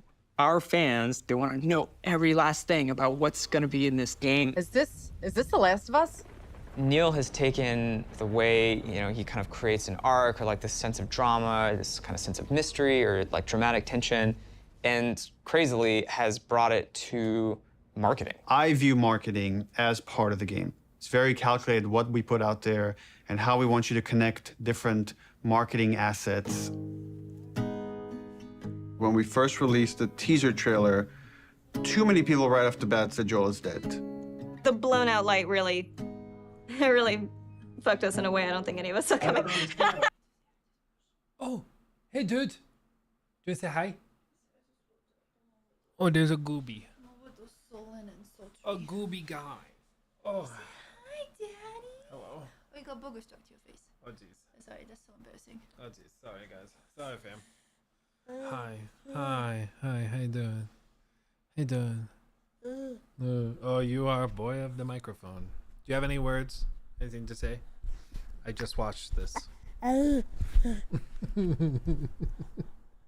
Yeah. He's a man of he's a performer. Are you a performer? You just want to talk into the microphone. That's what you do. Ooh, ooh, ooh. He's like a gorilla. Ooh, ooh, ooh. Yay. Yeah. He's gunning for my job. I know. I'm about to be put out of work. This guy's gonna take it over. Ooh, ooh. He and Lockie, I think, see me down here talking into this, and so they're like, "Ooh, I want to do that." So they just like grab it, shove it in their mouth, and go. That's funny. Oh, what a good guy! What a good guy! Oh, look at that! Can you click their tongue? You go. No, he's like, no, I must do other things. Yeah. Hi. So you go get your big brother up. Oh yeah. It's time. His ad's is butt up. Lockie's about to wait up. Oh yeah. Ooh. It's good to see you. I'm glad you took a good nappy. Like I had an inkling would happen, guys. We are 41 minutes in, and it's 4 p.m. and my deal with my babe is to be done at 5. So if I hit play now and don't pause at all, I'd still be over by 20 minutes. Is this your way of telling me you're gonna be late? Well, what I'm... Oh, hi. What I might... Just tell me what you want. What I might do is we might do this in 2 parts. Like we reach a pause point at the end of this chapter and then resume the reaction in a separate part for the stream clip. Oh, yeah? Ow. Ow. Okay. You grabbed a handful and pull. He's a man of my own heart. He said, no beards. Get it out of here. Ooh, I don't think you'd recognize me. I don't think so either. He's never seen you without one. Ooh. Ooh. Have a good nappy? With Lockie, it was like first impressions. You're like, I'm gonna shave my face. First impressions. And with Ori, you're like, nope, you will only know me by Beard Dad. Mm-hmm. I will only be a Beard Dad. Ooh. So what would you look like? Now I'm curious. Yeah, it's so silly. Oh, it's so silly. Oh, it's so silly. Yeah. Oh. This lighting makes you look really cool. But you always look cool, so you're used to that. Yeah. Very sullen. Yeah, anyway. Okay, well, you go get Big Brother up. Oh, yes. He's like, Mom, I got more work to do. He said, bye, Mom. I haven't even started on my podcast. Hey, Orion. Ori. Come here. Okay. What a good fella. Good seeing you. I'll see you in a little bit, okay? Good chat. I love you. What a gooby. A gooby guy. Okay. We are actually Fucked us in a way I don't think any of us saw coming. It was a little heavy-handed. The white backlight as he walks in, everybody's like, oh, he's dead. He's dead for sure. actually underestimated our audience a little bit. They're so sophisticated now. So you have to get more sophisticated, like how am I still going to surprise players and viewers? You start on characters you've never seen before in a world that like could be The Last of Us, could be anything. That creates like a really, really cool sense of tension. At no point are we going to market that you play as this other character. What is this? Yo, that looks good though. I was so excited about working on it and I couldn't say anything. It was so rough. Oh, is she gonna cut a baby out of her belly?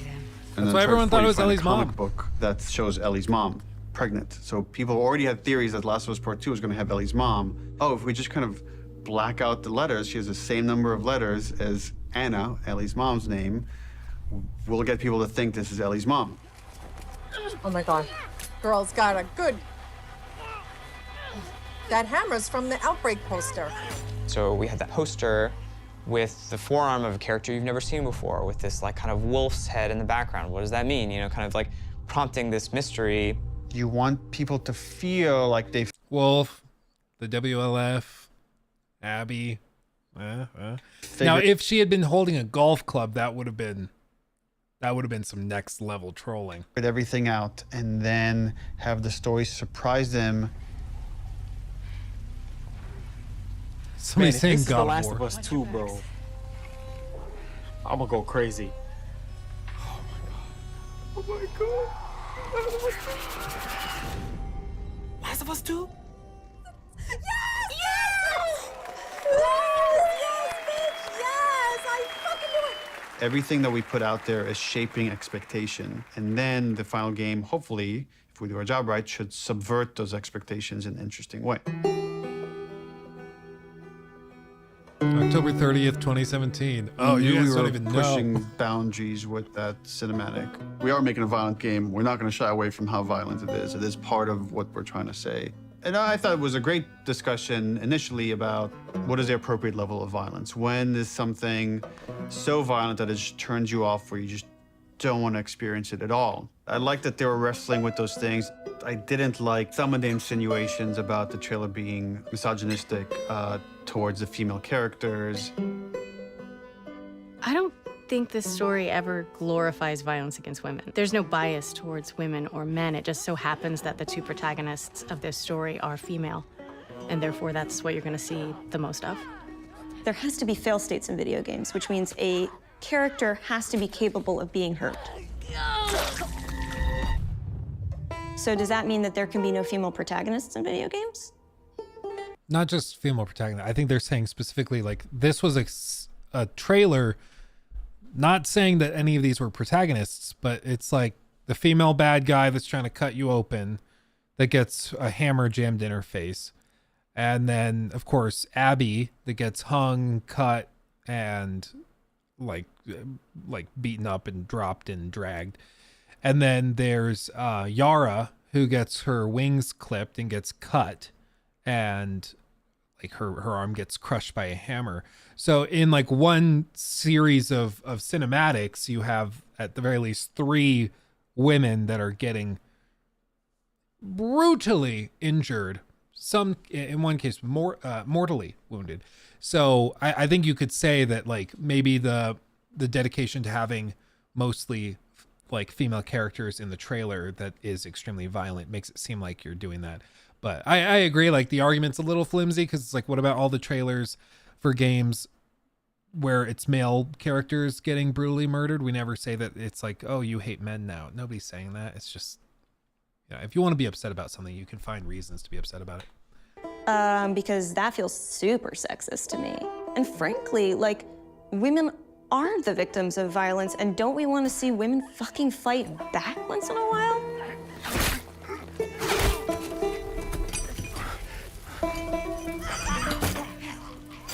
Oh, and I forgot, the two guys also get caught, so.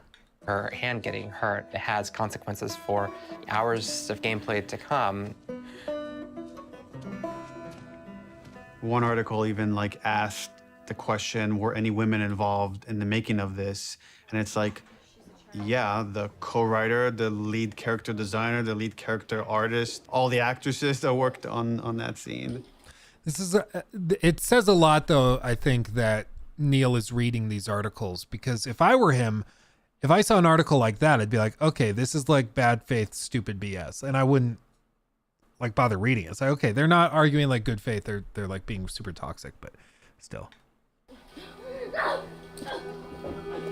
I am so fucking, here's what I hate about that article. I'm sorry. Do a modicum of fucking research, just a modicum of research, just like a little bit before you put something out there to suggest that no woman could have worked on this because of the level of violence, because there was violence against women, because it is a video game, is so fucking sexist.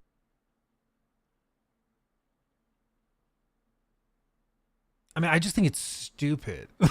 I don't think you have to go any further than that. It's just a dumb rage bait article that's meant to like rile up a community of people that will be pissed about anything that makes them moderately uncomfortable. So like, I agree it's stupid and you shouldn't take it seriously. I don't know if it's necessarily they're like dismissing, like they're saying women couldn't work on something violent because that's against their sensibilities. Maybe they're saying that, and I agree that's sexist and stupid. But I think it's just a dumb article written by somebody who's stupid. I think that's all it is, really, at the end of the day. Like, they shouldn't read it. Why are they so concerned? I like watching graphic violence. Does that make me less female? Like, I like having a conversation about what power is. Does that make me less fucking female? I like working at a video game. I like playing video games. Does that make me less fucking female? Like, suck a dick. Don't put that in. I can't. While calling them sexist, and then you say suck a dick. Oh no. Oh no, she did the thing. That's funny. I will say, like, they've spent 5 minutes talking about this stupid article that, like, I remember seeing a headline about it and making fun of it and then moving on. And like, I forgot about it until now. And I think that's how you generally have to do it. People ask me, they're like, oh, Luke, did you see the people on the Suicide Squad Reddit were talking about your video? They're very upset with you. I'm like, no, I didn't read it because I don't care. I say what I think and you can take it or leave it. If it upsets you, cool. If you agree, cool. I don't care. I just do what I'm going to do. Like, I don't care. You can love it or hate it. I'm going to keep doing my thing.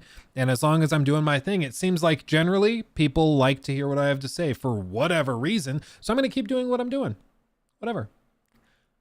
Screw them if they are upset by it.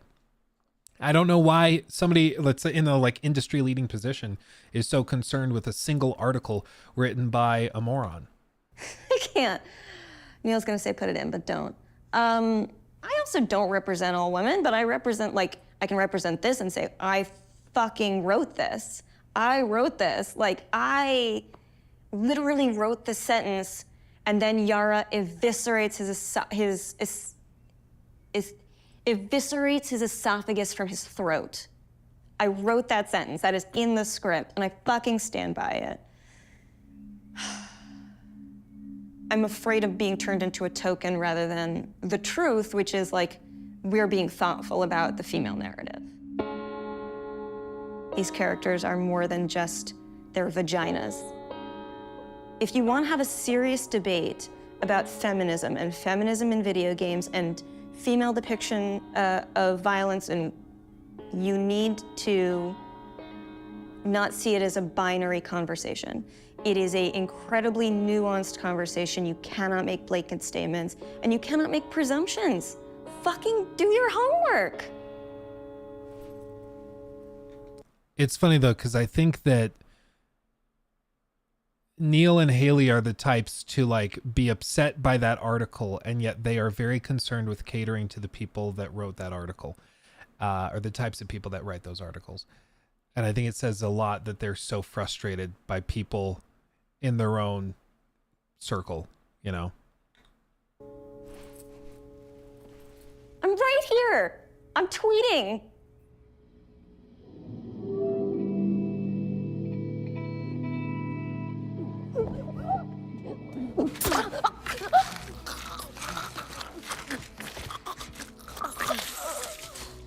The tone of the violence in the game has always been important to portray as realistically as possible. Our job outside Jesus. of just drawing up concepts is really pushing our reference pipeline to make sure that the character artists are getting the most realistic examples of whatever they're working on. We can't find certain things, so we make the reference ourselves. Simulating rain on wall. 1, 2, 3. How does that drip fall down? What does canvas look like when it's soaked in blood? Yeah, this is, I remember seeing a documentary years ago. I think it was on the making of Fallout 3, because they created the system for like dynamic gore. And there was one guy in the studio who had to look up videos and pictures of like horrible car accidents and shootings and like the most horrible things you can imagine looking up. He had to look all that up because he designed the gore system. So he had to make it look like what it would look like. And he had to do all that research. So when he was doing his research, he had to put up like a little sign that said, "Don't look at Mike's computer," or whatever. Looks like me after eating Chipotle. For me, it's Taco Bell. But like, this is one of those things you don't really think about the person who has to do this, like that has to do this research, you know? It's crazy. Splashing blood on them, dripping blood on them. Nice. We put down some wet mud, pooled blood onto it to see how blood would react to a wet dirt surface. So there's like little pieces of grass and like twigs. And I would love to see the like there's actually movement. them take these bills for this stuff to the accountant. You spent how much money on cow blood and dirt? Why? And we stuck it in Yara's shirt sleeve and hit it with a hammer. Here we go.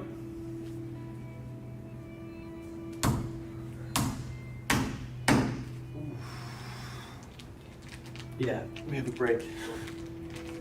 She's gonna need to hold this as straight, because if she does this, it's gonna, you know, just the weight of it's gonna want to make it fold. They call that praying mantis arms. Nikki worked at a trampoline park, and she showed me videos of injuries that happened on her watch, that like kids would be playing on the trampolines and jump and land like on their forearms, like trying to catch themselves, and then their forearms would snap like halfway right there and just go full praying mantis arms, so they just gain another elbow. Yeah, you can't unsee those videos. It's like it's pretty horrible. The kids were all okay, you know, after they got to the hospital, but still, Jesus. Well, So trying to keep it as straight as possible.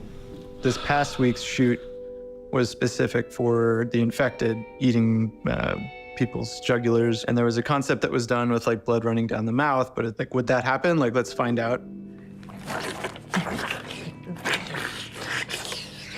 I got on the ground and pretended to eat away at like a bloody soap rag that we made. Can you just imagine, honey, how is work today? Well, why is your face stained? I don't want to talk about it.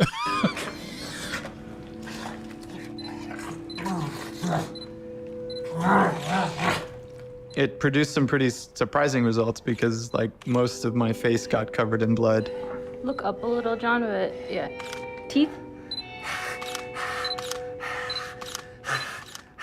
People here will go to that length of trying to make sure that things feel as real as possible. Yeah, we do a lot of crazy stuff here. Nobody gets hurt, but it's really hard to see these characters that you spend so much time with and, for lack of a better word, kind of like, you know, birthing into existence, tortured and abused. We have time. Yeah, we have time. Let's hear him discuss this. Buckle up. And then at the end of this, we'll break the segment and we'll do a second segment, part 2 of reacting to The Last of Us Part 2, making of Part 2, Grounded. Are you happy? This is where we are now on YouTube. This is what we do. Reactions to reactions, meta, crazy parts. It's all madness.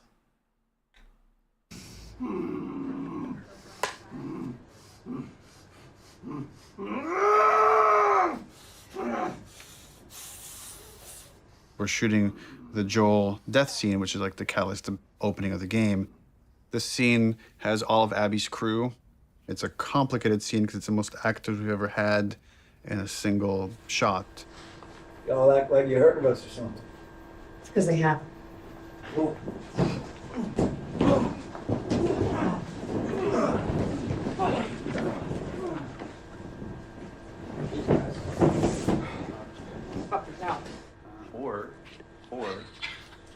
Joel doesn't die.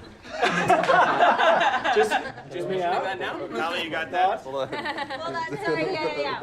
Minor line So change. then what happens is Yeah, all yeah. of us become friends. Knowing what was going to happen and knowing how it was going to happen, I got very fearful. There's so much weight to this scene. This scene has to be right. It's really difficult to reshoot it if we need to. Within the first game, having to call Troy and Hannah back to reshoot Sarah's death was very difficult for me. The last time I tried to do a big emotional scene, Don't do this, please don't do this, don't do this, don't do this, don't do this, please, God, no. Oh, God. I always felt so bad because he's just sitting there. And like they originally directed it, so he had to lean in and like touch Joel's shoulder, and they cut that because it was really awkward. He's just, sorry, your daughter just died. I'm sorry. It was really awkward. So this whole scene was just really, the camera cuts into him and Joel, and so it kind of pivots away, so you kind of forget that Tommy's there. But yeah, it's just it goes to show you. Something as simple as a camera angle. This camera angle is really freaking awkward. It was used to like give animators reference and stuff, but they ended up changing it so that he was in the background so you didn't see him, because otherwise it just was too awkward. But something as simple as a camera angle can take a scene from being super intense to distractingly awkward. Oh, no. that didn't go too well, and we had to reshoot it. Don't do this to me, baby. Don't do this to me, baby. Come on.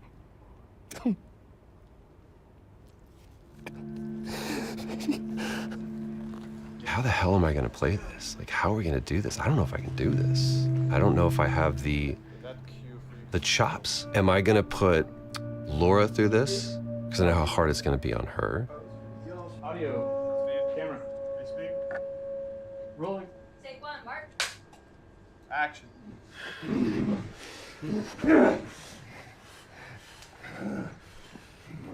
Joel Miller.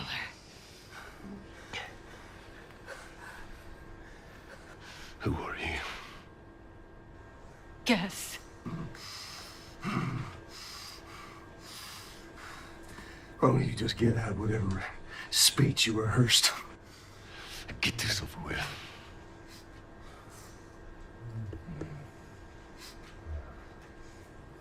You don't get to rush this. At the end, I really loved what he brought to it. I couldn't wait to get back into Ellie's shoes again, because it's where, weirdly, I feel most comfortable in a lot of ways, because it feels like a character that feels the most like me that I've ever played, which is a little disturbing. I mean, minus like the murder and the killing. So it's almost like a bit of step forward, like you're about to like lunge and shoot. Yeah. Sweet. The biggest change that has happened since initial pitch is Ellie is there when Joel is killed. It used to be she came across the body, and then she had to rely on Tommy's testimony of what happened. And we shifted it, which made it much more dramatic and intense for her. And I think puts more of it on screen and again, allows you better to understand why she needs to pursue these people.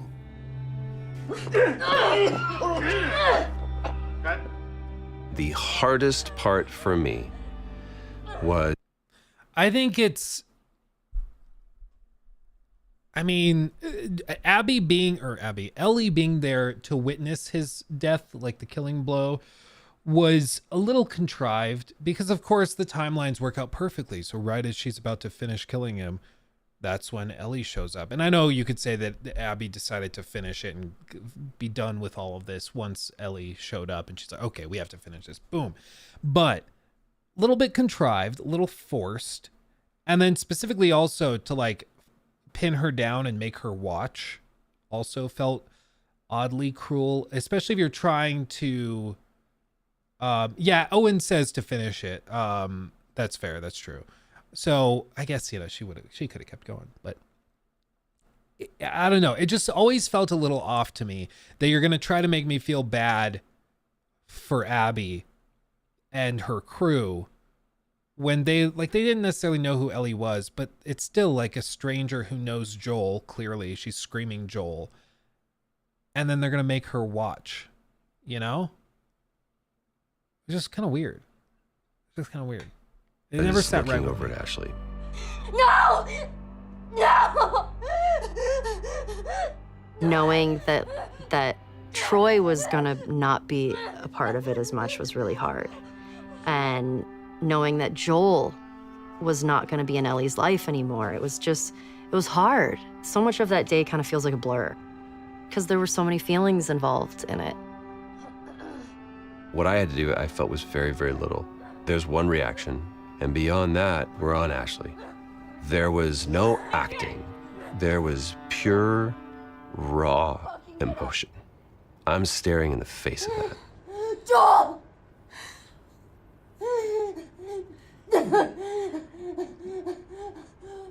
Why are you doing this? Get the fuck off me! I'd lost a little bit of my voice. I couldn't scream like as loud as I wanted to, you know, to get that frustration and that sadness out. Ashley was behind, crying, and God. And knowing Abby was taking this away from her was very difficult. And so I was crying when we were filming that scene.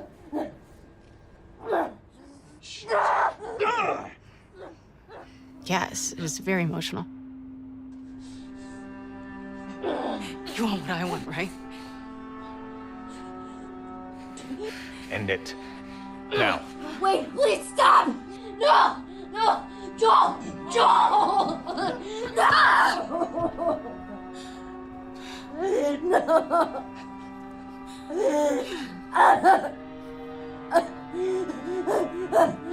We want him to die in this really unforgiving sort of way. Like it needs to feel senseless for you to say, fuck these people, I'm gonna pursue them to the ends of the earth and make them pay.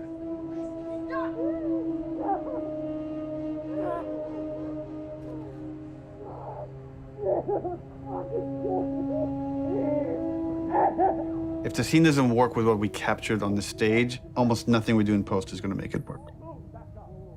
Joe will take a pass at the scene, and I'll give kind of high-level notes. But he's doing it without animated cameras, without character models, without environment. And so it's a bit of a guessing game to see if this will work. So I like the concept. I felt like there was a lot of repetition and it felt long. Once like Joel's head gets smashed, I don't want a close-up look of him. Okay. I wonder if we could do like the smash from the back of his head. Yeah. I've So wanted you just to like it'd try be it. like a black shape, and you see like a silhouette change, and like blood starts pouring out, but I don't focus on it. Like I don't see the details. Mm-hmm. When the club comes down and it's just like she's screaming, I feel like we could just take all their audio out and like music could take over. And again, we're trying to build more rage than sadness. That's going to really set up our journey. Okay. I'll come back and there'll be another version of the scene. Okay, play. Joel, fucking get up! Please stop! Please don't pursue. Joel, please stop! No!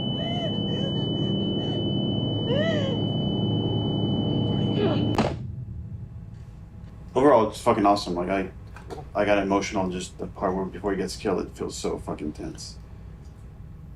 There certainly is still a ton to do.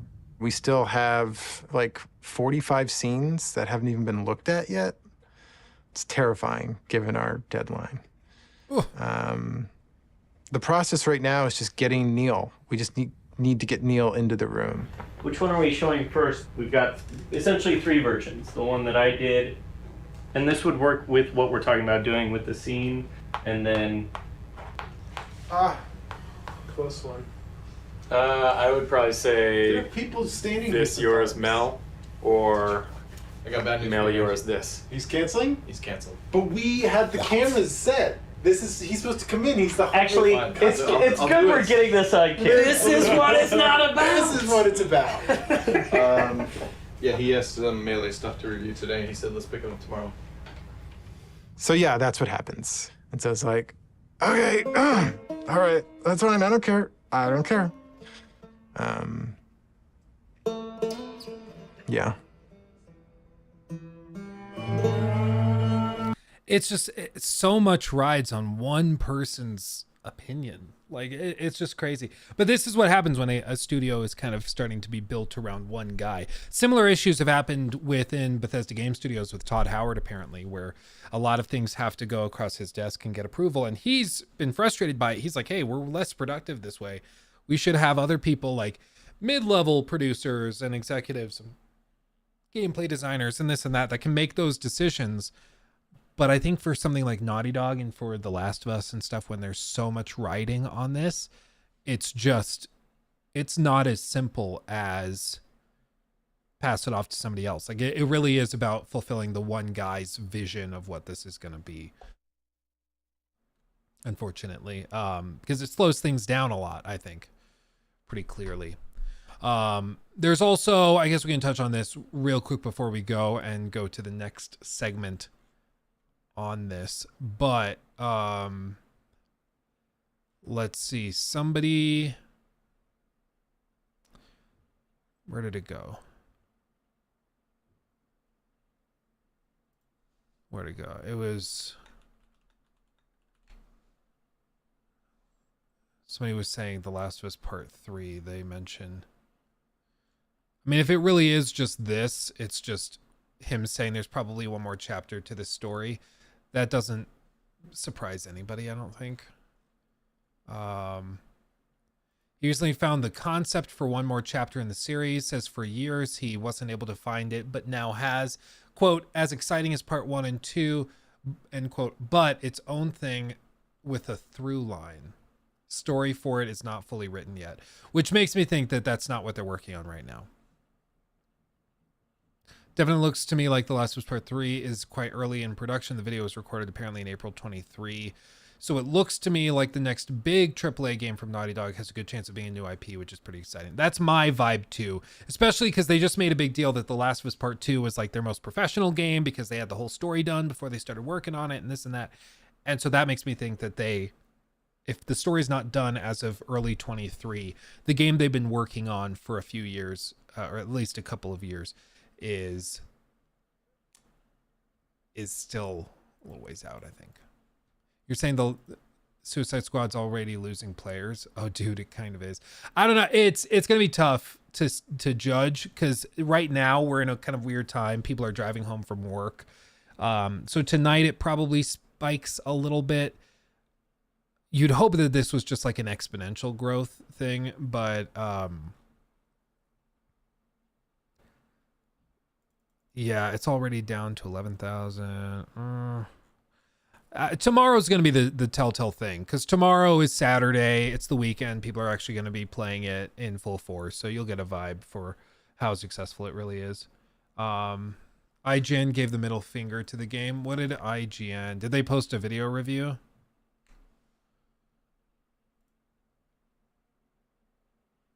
One hour ago.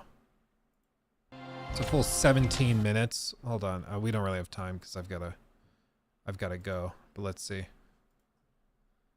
Story along considerably each time, but I have my doubts. I think it's far more likely that I'll wait months down the line to see just how much has been added before revisiting the story, rather than checking in monthly to be fed the next scrap. It all prompts the biggest questions surrounding Kill the Justice League. Why is this a live service game with seasonal content drops? So far, I'm not convinced it's because Rocksteady desperately has more story it wants to tell in its DC universe, but more likely because Warner Brothers thinks it will make more money by steadily drip-feeding cosmetics to its store. It's not a beneficial model for players who feel shortchanged at launch by a not quite finished story, and I assume can only be frustrating for a studio with such a strong history of creating single-player stories to operate in this way. In the end, just like a world with no heroes left to defend it, we all end up losing.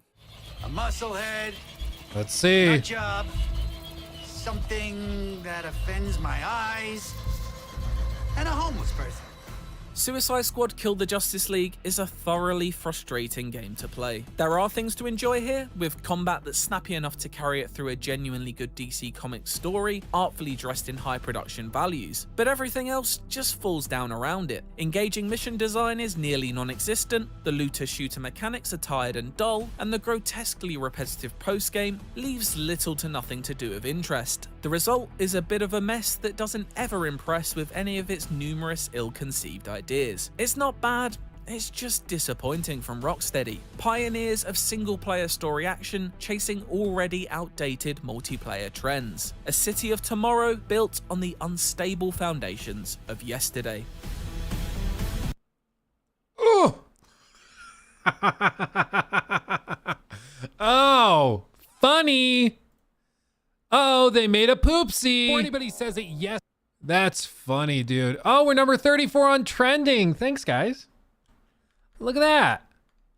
Look at that. We're on trending. Wow.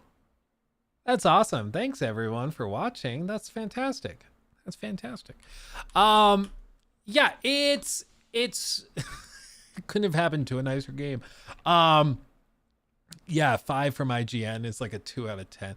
I'm glad that they're holding it to account. We'll see. I mean, now that the consensus is dropping and everybody seems to be kind of in agreement that this is just unacceptable, you're going to see some worse and worse reviews dropping.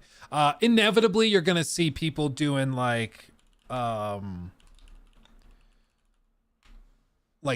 Knights. Gotham Knights, IGN also gave a 5 out of 10. They gave Redfall, I think, a 4.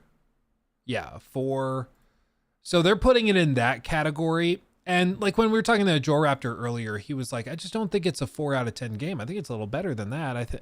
He said, I don't think it's fair to compare Suicide Squad to Redfall because they're just not quite as bad. But that's where I think you have to reference the studio it's coming from. I think that does come into the equation, and I do think all of the sort of meta considerations pile in as well, such as, you know, the monetization scheme, the value proposition, all of that stuff. Redfall, it was on Game Pass. Like, there wasn't that much being asked of the player other than to download it if they're already a subscriber.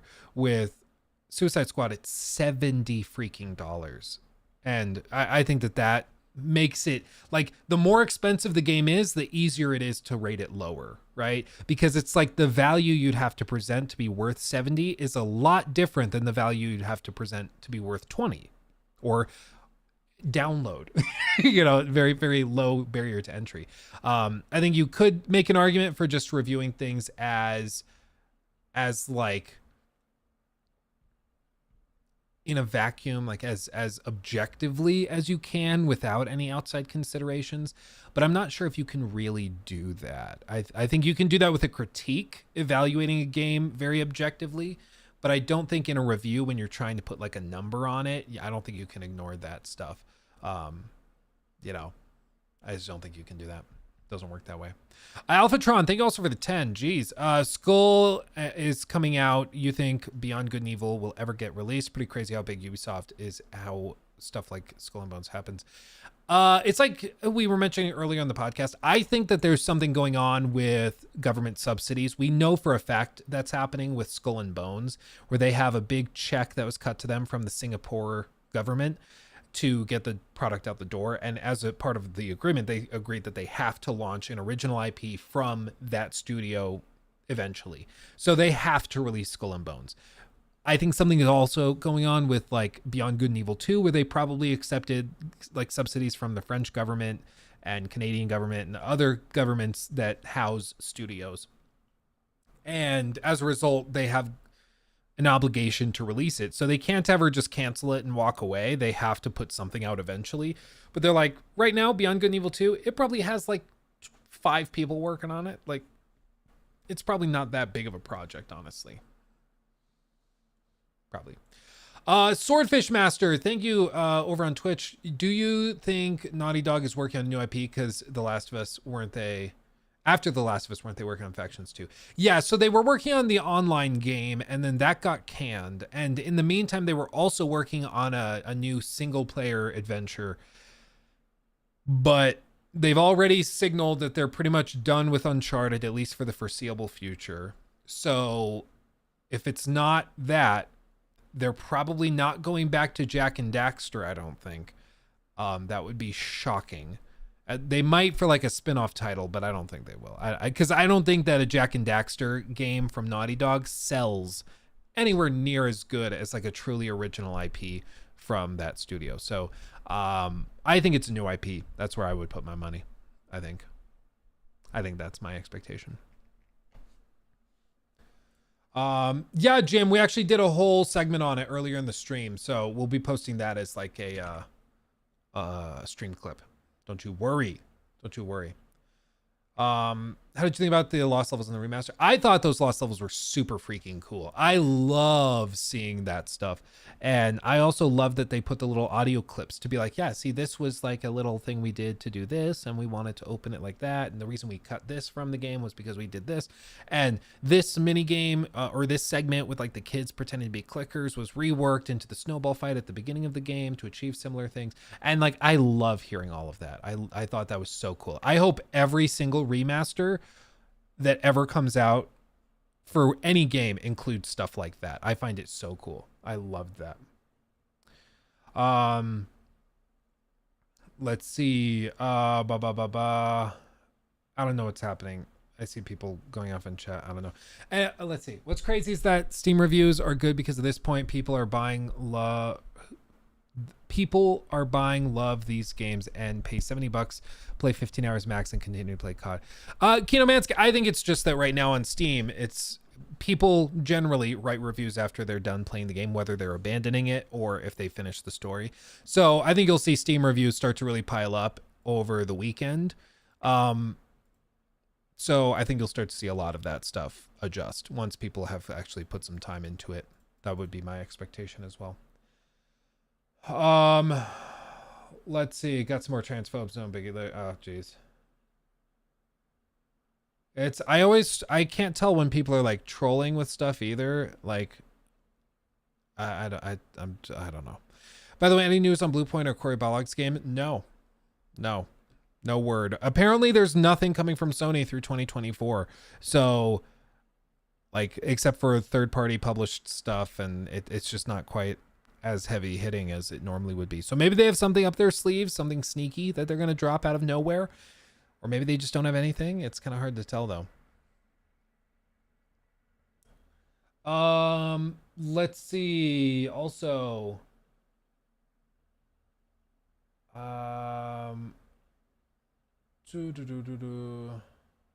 let's remember the old Rocksteady crew presented Warner Brothers with a blueprint for lack of better words, of an Arkham Superman game. They turned it down for the Sushi Squad. So actually, Jay Bice, I'm not sure, but actually that is a common misconception that was recently corrected by Jason Schreier in an article on Bloomberg. He found the guy that started that rumor, and he ended up walking that claim back, but by then the tweet had gone viral. Tons of articles have been written on it. So I included thought that that was the case until like a month ago. But basically what happened is that there was never a Superman game concept. That was fake news, basically put out by this guy on Twitter that mistook it and misunderstood what studios were going on. And what Rocksteady actually did is after they delivered Batman Arkham Knight, they started working on an original IP multiplayer co-op shooter. Sound familiar? And then after another studio walked away from the Suicide Squad franchise, it got handed to Rocksteady, and Rocksteady took it and started working on it. So Rocksteady wanted to make this game. And that's the really heartbreaking thing. Is like, we all would love to be like, this is just Warner Brothers forcing Rocksteady to do it. And actually, it looks as though it was actually Rocksteady that wanted to do it, which makes it way worse. Makes it way, way worse. Oh, gotcha. It's Gabiche. Oh, Jay Gabiche. Okay. Anyway. So it's just, yeah. Anyway, it's a tragic thing, but unfortunately, it could have been avoided. I just think it's fascinating that after all this time, it looks like Suicide Squad, all the red flags, all the concerns, everything ended up being accurate. We were worried about this game for all of the reasons I've been outlining for a long time. And now we see exactly what the deal is. I mean, you can see exactly what happened. Yeah, it's crazy. It's crazy that this is where we are, but that's what happened. All I can say is, damn, what a shame. Yeah, it is a shame. And unfortunately, I think a lot of people are probably going to lose their jobs over it, because Warner Brothers, I think, is probably just going to clean house. If it's not going to make money, like, we'll see what season 1 does. I think they go silent. We don't hear a whole lot of news about it through season 1 in March. And then I think probably by April, you could see an announcement that there's been layoffs or downsizing or something. That would be my expectation, unfortunately. Did you watch the Last of Us 2 documentary? I am halfway through it. We did on stream here up until just a minute ago. We were doing a whole segment on it. So we got halfway through, and I'm going to finish the second half in another segment. So we'll do a reaction to the Last of Us Grounded documentary part 1, and then we'll do a part 2, or I'll have Jacob cut them together and squish them together. I don't know. I'll see what he wants to do. But anyway, we'll call it there. I'm going to go check on the missus and the kids. Thank you so much for making my life magical mystery of wonder. I appreciate every single damn one of you. You guys are fantastic. Stay safe. Have a wonderful, wonderful weekend. And I will be back on Monday, rocking and rolling, kicking and screaming. It's going to be a wonderful, wonderful week. Just you wait. Much love, everybody. I'll see you soon. Thank you to all of the people who super chatted, subbed, followed, members, everything. You guys are fantastic. Stay safe. I love you all. See you in the next one.